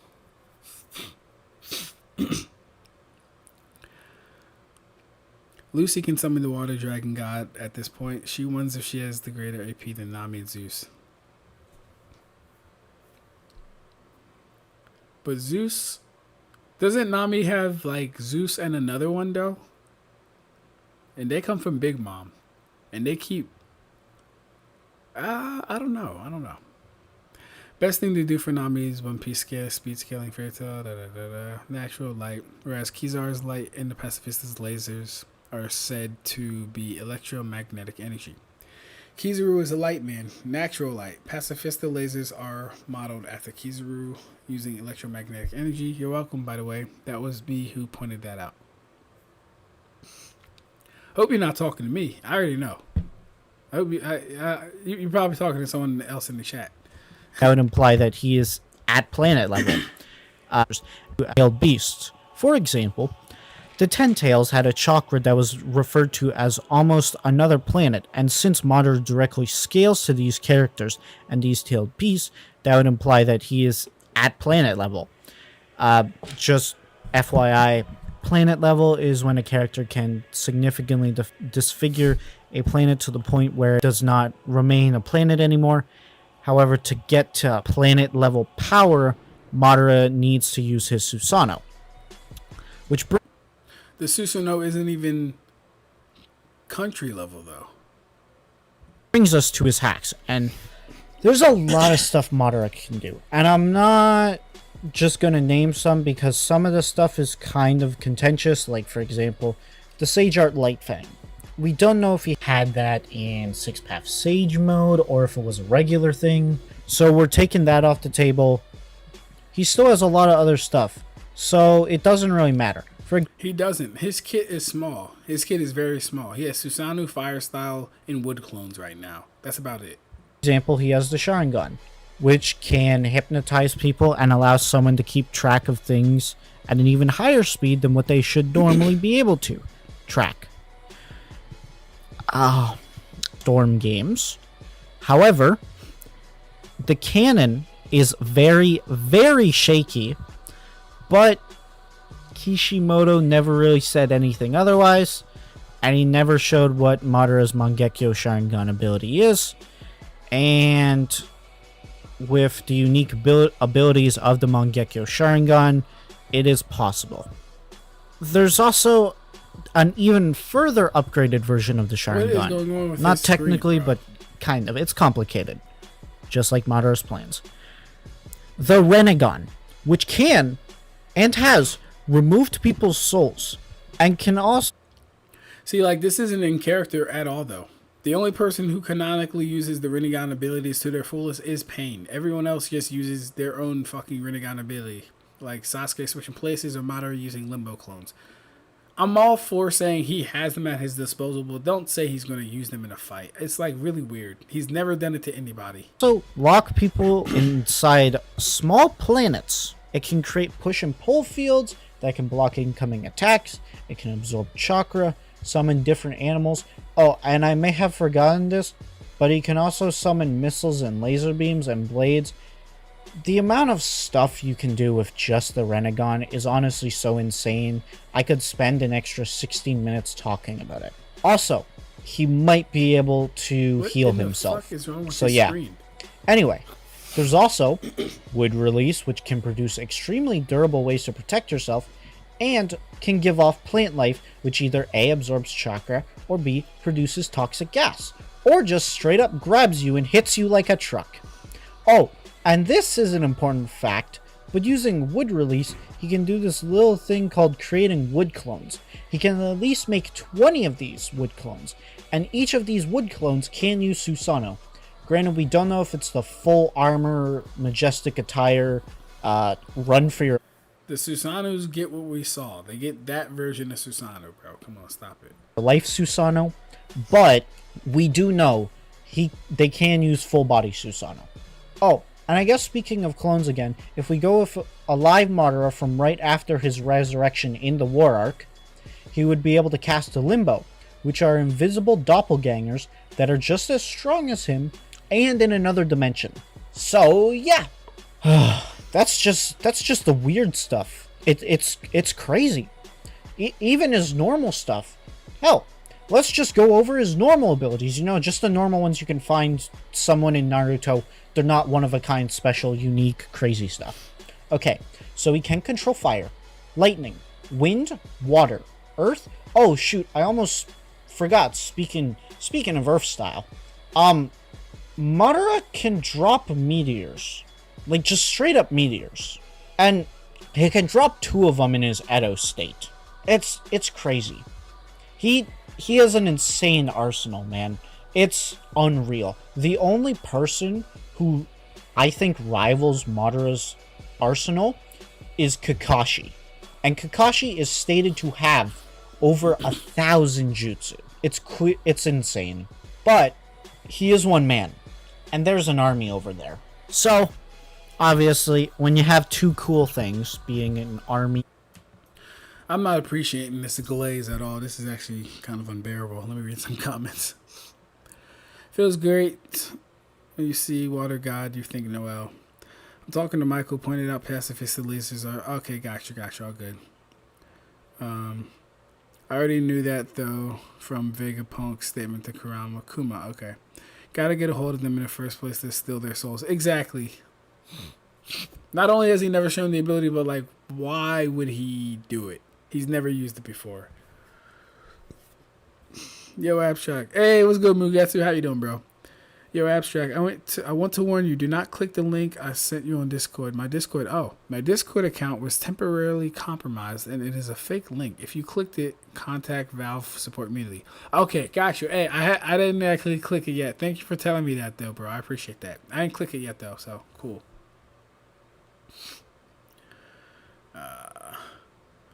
Yeah, not liking the Madara glaze, though. Madara's... hold up. Madara's meteors, smaller and slower than Fujitori's. No, it's been said before, but it needs to be said. Are they smaller than Fujitori's? How big was Fujitori's? The one that he dropped on him, Dolphy, and Law. Was that that was bigger than Madara's? If it was, then that's I didn't know that. full of Logia-type devil fruits and people who can become magma, ice, light, and mystical Buddhas. And you have another man who can control all 5 nature elements. And they're looking at each other. You gotta make them fight. So, let's get into that. The fight. So the very beginning of this match, you would likely have Madara stare down the entire army, likely releasing a majestic destroyer flame just to thin the herd, similar to what he did against the Shinobi Alliance. Now, this would obviously be intercepted by Akainu, Kizaru, Aokiji, any of them. But the likelihood of someone else stopping the attack, apart from the heavy hitters, is just unlikely. I stated before, I really doubt the Warlords give a crap, so they're probably not going to engage, but even if they do, the first one to engage is most likely going to be Kizaru. Due to the fact that Kizaru is stated to be the fastest of the Admirals, he would just get there first. And he would attack Madara. Now, the likelihood of him hitting Madara is unlikely because I've shown before, he is much faster and crazy arsenal, and most likely even faster than Kizaru. Not to... I mean, like, how are they supposed to beat an Edo Madara in the first place, bro? Unless, like, he's Edo, but he can be beaten. Is that what he's doing? Point where he's blitzing him or anything. But now, it's important to make a statement on if Madara is able to interact with these Logia Devil Fruits since, well, he's already closed the gap. Now, the Renegon has the ability, thanks to the human path, to suck out people's souls. Now, Haki is referred to as spiritual energy. No, it's not.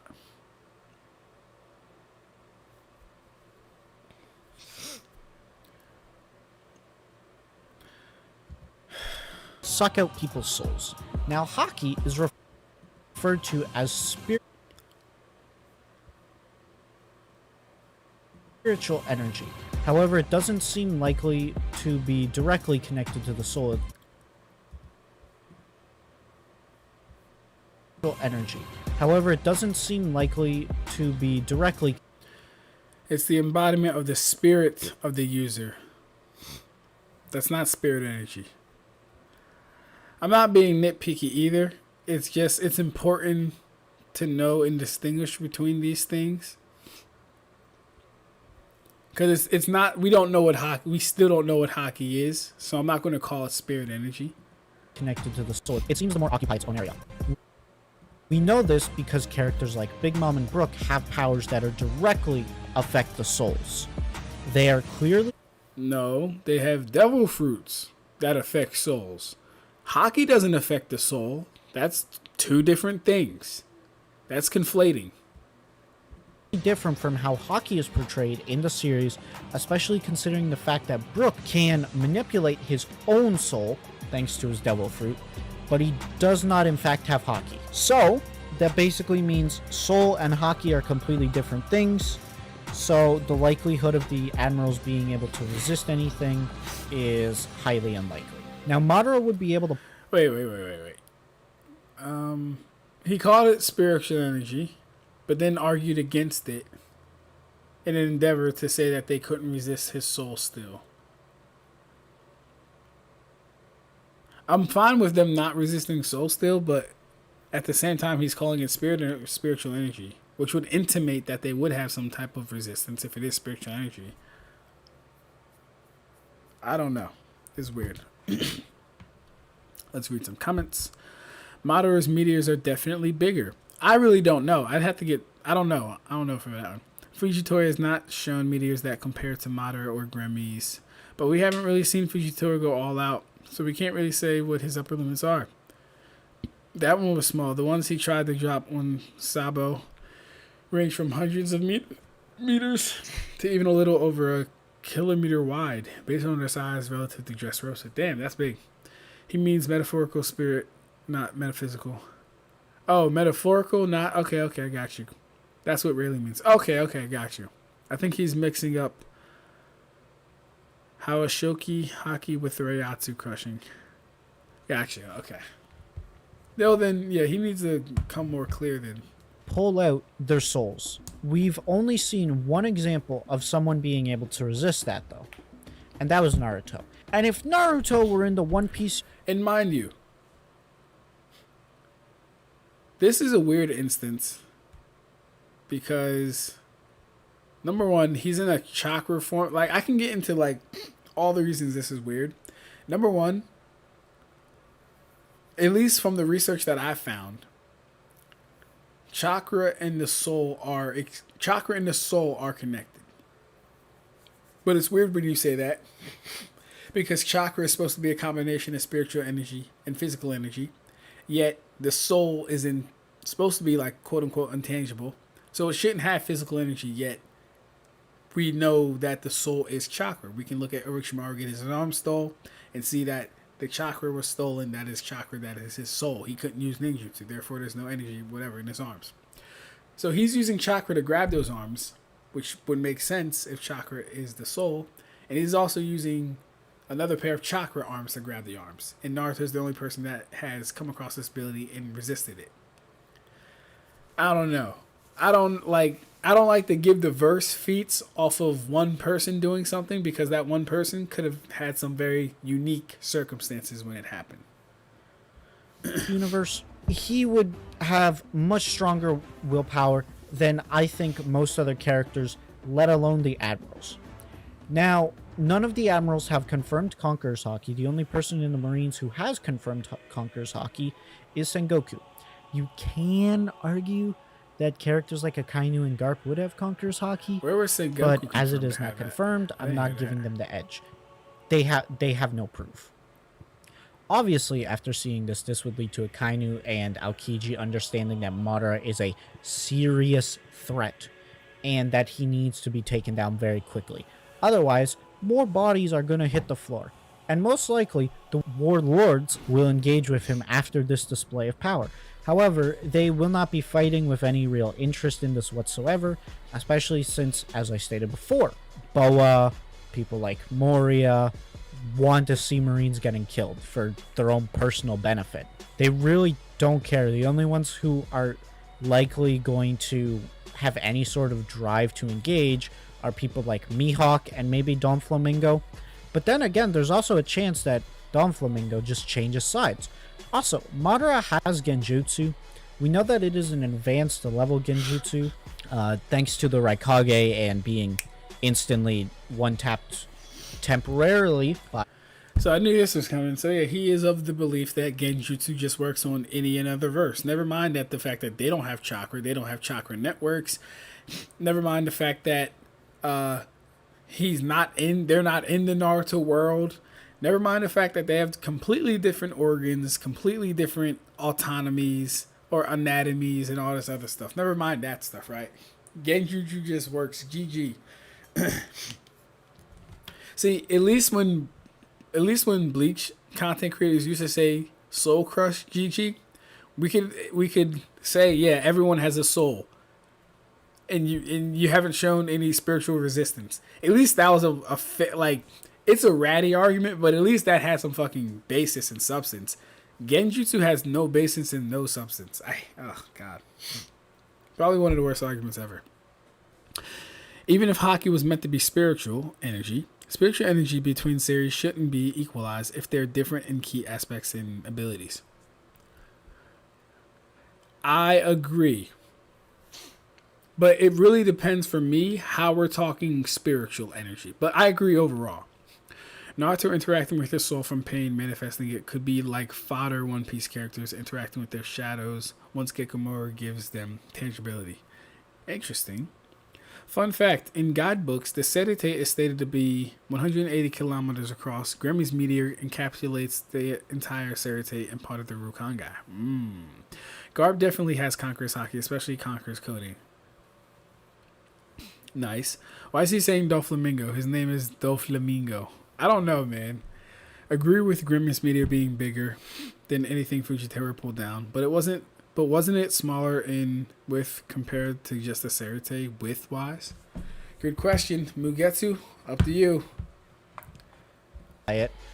But it is someone who has resistance to Genjutsu, so the likelihood of it working on someone who doesn't have any resistance to Genjutsu and has no idea what Genjutsu is was or ever will be, the likelihood of it working is pretty insane. So the Genjutsu would stun them, or even in the best case scenario, completely hypnotize them, which would not be good for anyone. Now, do I think that he gets through all the admirals? Well, that depends on what version. I'm using the Madara from the 4th Shinobi World War. This Madara is actually even stronger than the one we saw in the Valley of the End, and he also is stronger than his Edo model.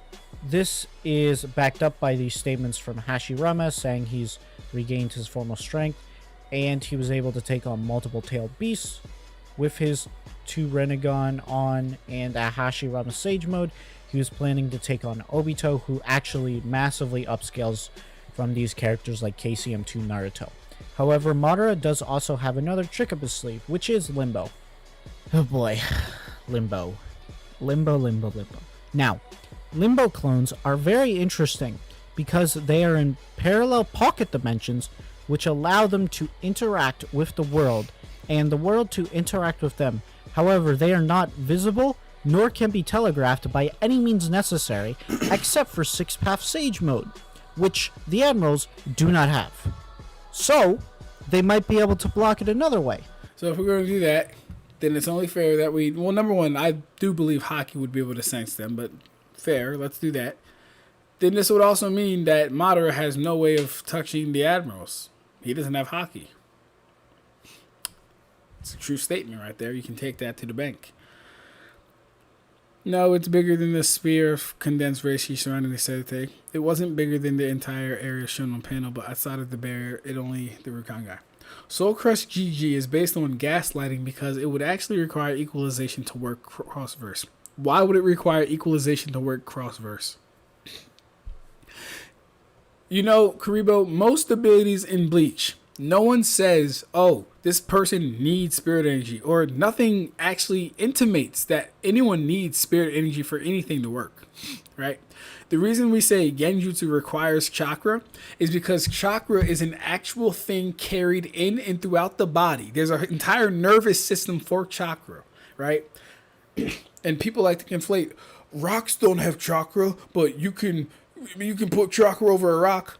That's called coding. That's not flowing chakra through something. That's coding something with chakra. It's not the same thing. People like to be slick, but I'm better than that. So yeah, when we're talking about a person, right?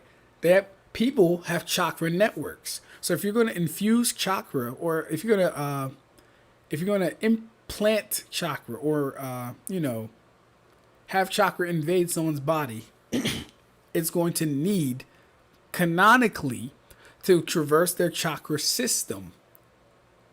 That's what it's going to have to do. It's going to have to traverse their chakra system. It's not the same as coding a weaponing chakra. It's not the same as infusing chakra into something. No, these aren't the same things. You can put chakra in whatever you want. That doesn't mean that thing can hold, circulate, and dish out chakra though. So no, not the same thing. Soul Crush GG, I'm sorry to be the one to tell you this, Karibo. Everyone has a soul, right? Nowhere in Bleach does it say you need Reiatsu to be affected by Soul Crush GG. Nowhere does it say that. Nowhere does it say you need Reiatsu to be affected by Kyoka Suigetsu. Nowhere does it say that. So no, sorry, it's not about gaslighting. Hey, what's good, Jax? How you doing, bro? We just talking. We just going over some videos. I was going to read some Boruto, but I'll probably end up doing that tomorrow or some other time this week. Is on crying about Naruto. Hey man, chill, man. We ain't. So here's the thing, man. Our guy rocks the world. He's glazing the living mess out of Madara right now, and I'm not appreciating it. Not appreciating it. Though even with the smaller manga version, Grimmy's meteor is still around 60 kilometers across. Okay. Thanks to Future Sight, which would be necessary, and it's hard to guess where the attack is coming from. And even if they know where it's coming from, the idea of just getting socked in the face and being told that 5 seconds in advance doesn't necessarily mean you know where. Like, you might be able to predict, oh, since I fell that way, it must have came from that way. But there's nothing to perceive. There's nothing to see. There is nothing. So there would be an incredible amount of pressure put on the admirals. Plus, Madara still has wood clones. And 20 more Madara fighting alongside normal Madara? Plus the Limbo clone? Oh, it's nuts. Listen, I love the admirals. The admirals are crazy strong. Marineford, honestly, it's insane. But the amount of pressure that would be put on from Madara and all these other things, I think would just be too much.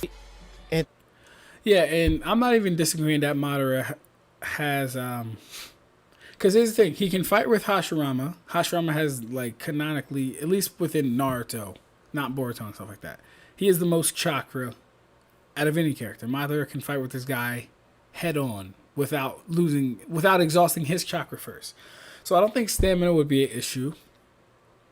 But if we're going to go the route they can't see Limbo, then it really is only fair that he would not be able to injure them with anything that aside from soul stealing, which he doesn't do. So I'm not sure how he would hurt the admirals. He doesn't have much against them for that. People do flow chakra into objects. Flowing chakra into nerves is not flowing it into the chakra network. Alright. Yeah. You can coat weapons with chakra. When you say flow into, what I'm talking about when I say flow, I'm talking about when you put the chakra in, it's going to continuously circulate throughout a network. That's what I mean by flow. Not once you put it in, it goes away, because that wouldn't be a flow. That'd just be you inserting something and then it dissipating over time. And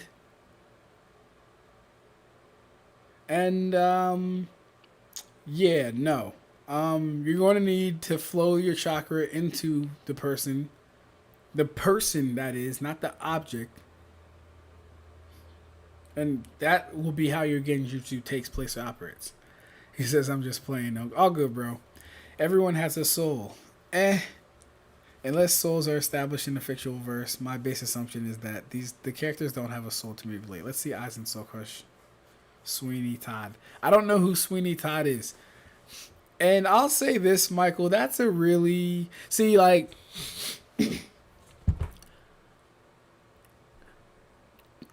like, I don't presume a lot of things, especially in fiction. I don't presume a lot of things.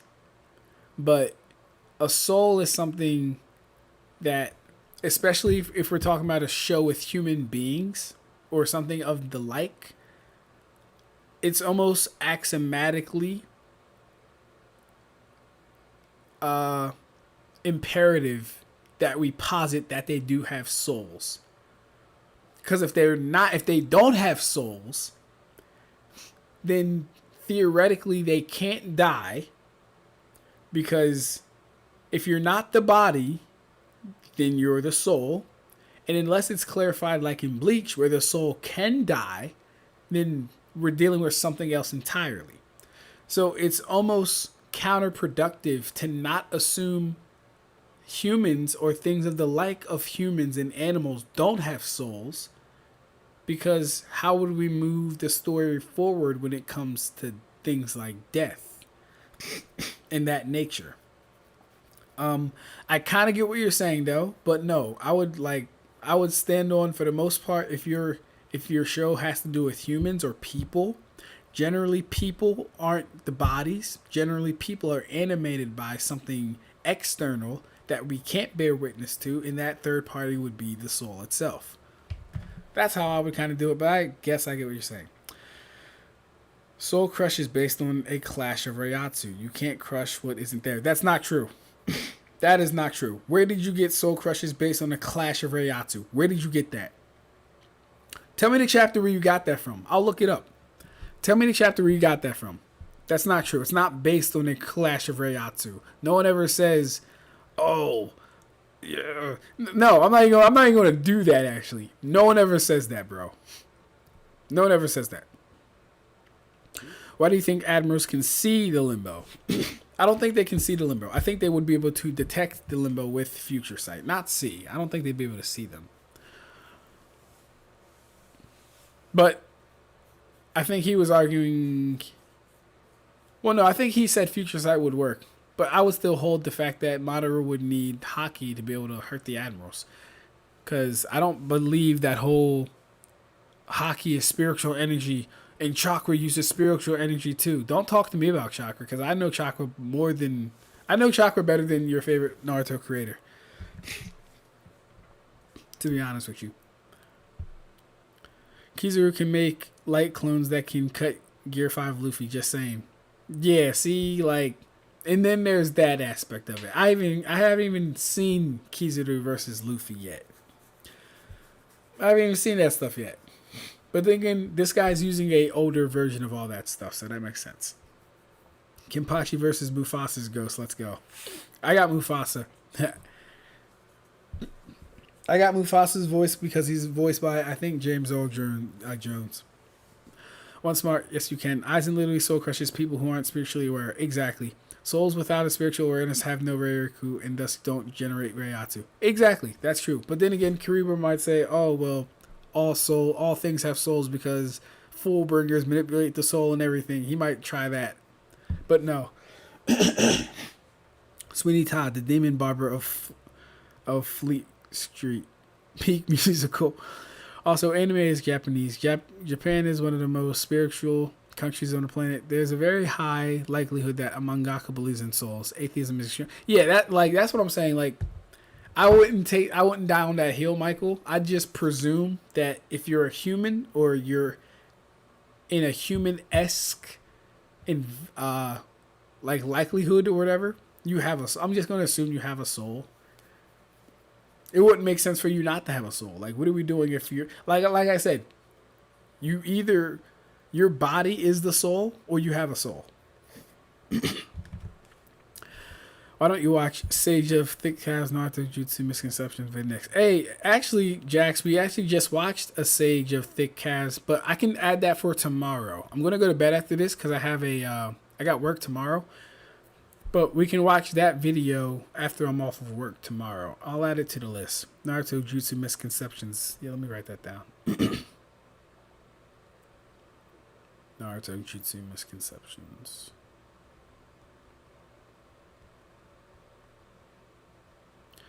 Alright, actually, I do gotta get off now because I gotta call my girlfriend. But this was a good stream, y'all. Let me just. It would ultimately lead to their downfall. And if I had to give it a difficulty ranking, I would say that Madara defeats all the admirals and saves Ace 7 out of 10 times. However, if Ace actually dies, I do not see any reason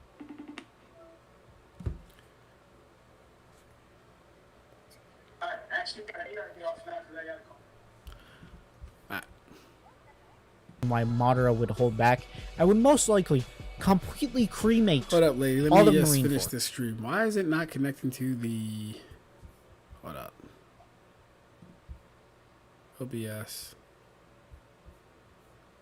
Oh, did my headphones die? What?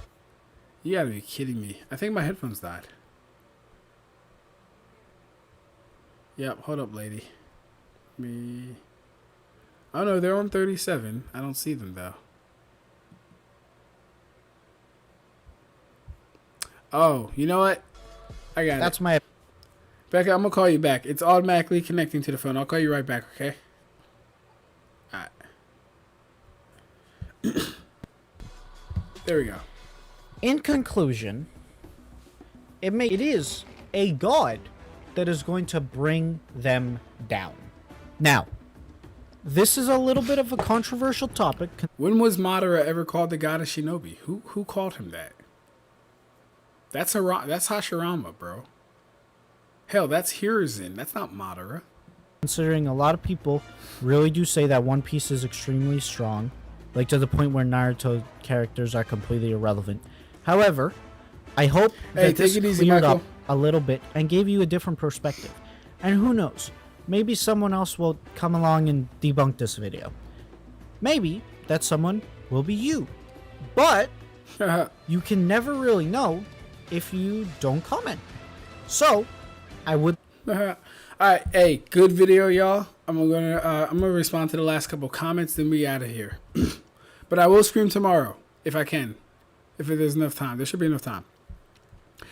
I'm gonna debunk Karibo's Fullbringer argument before he makes it. Fullbringers manipulate souls by infusing their own Reiatsu into it and bending it into a different form with their own Reiatsu. Very nice. Everyone in Bleach has spiritual body and becomes a soul upon death. They all have spiritual energy regardless of awareness. Everyone in Bleach has a soul. A soul becomes spiritually aware upon death. They do not gain Reiatsu until Kanso. The living world lacks the Reiatsu for holes to manifest a Reiatsu. A Reiatsu is formed by casually intaking Reiatsu from their surrounding area until there is enough Reiatsu in their being to coat their spiritual core. This is true, actually. You know what? And we can actually prove this by Ichigo's friends didn't become spiritually aware or awaken their spiritual powers until they started hanging around him and he was a Shinigami, right? So their spiritual powers was not, it was pretty much infinitesimal. It was non-existent, actually. So no, Mugetsu is actually very correct. But hey, this was a good stream. We're going to do this again tomorrow, actually. I got to go to bed, though. I got to eat my dinner. I got to call my girlfriend. But I fuck with y'all. Thank you for always pulling up. Thank you for staying true. And, yeah, we out.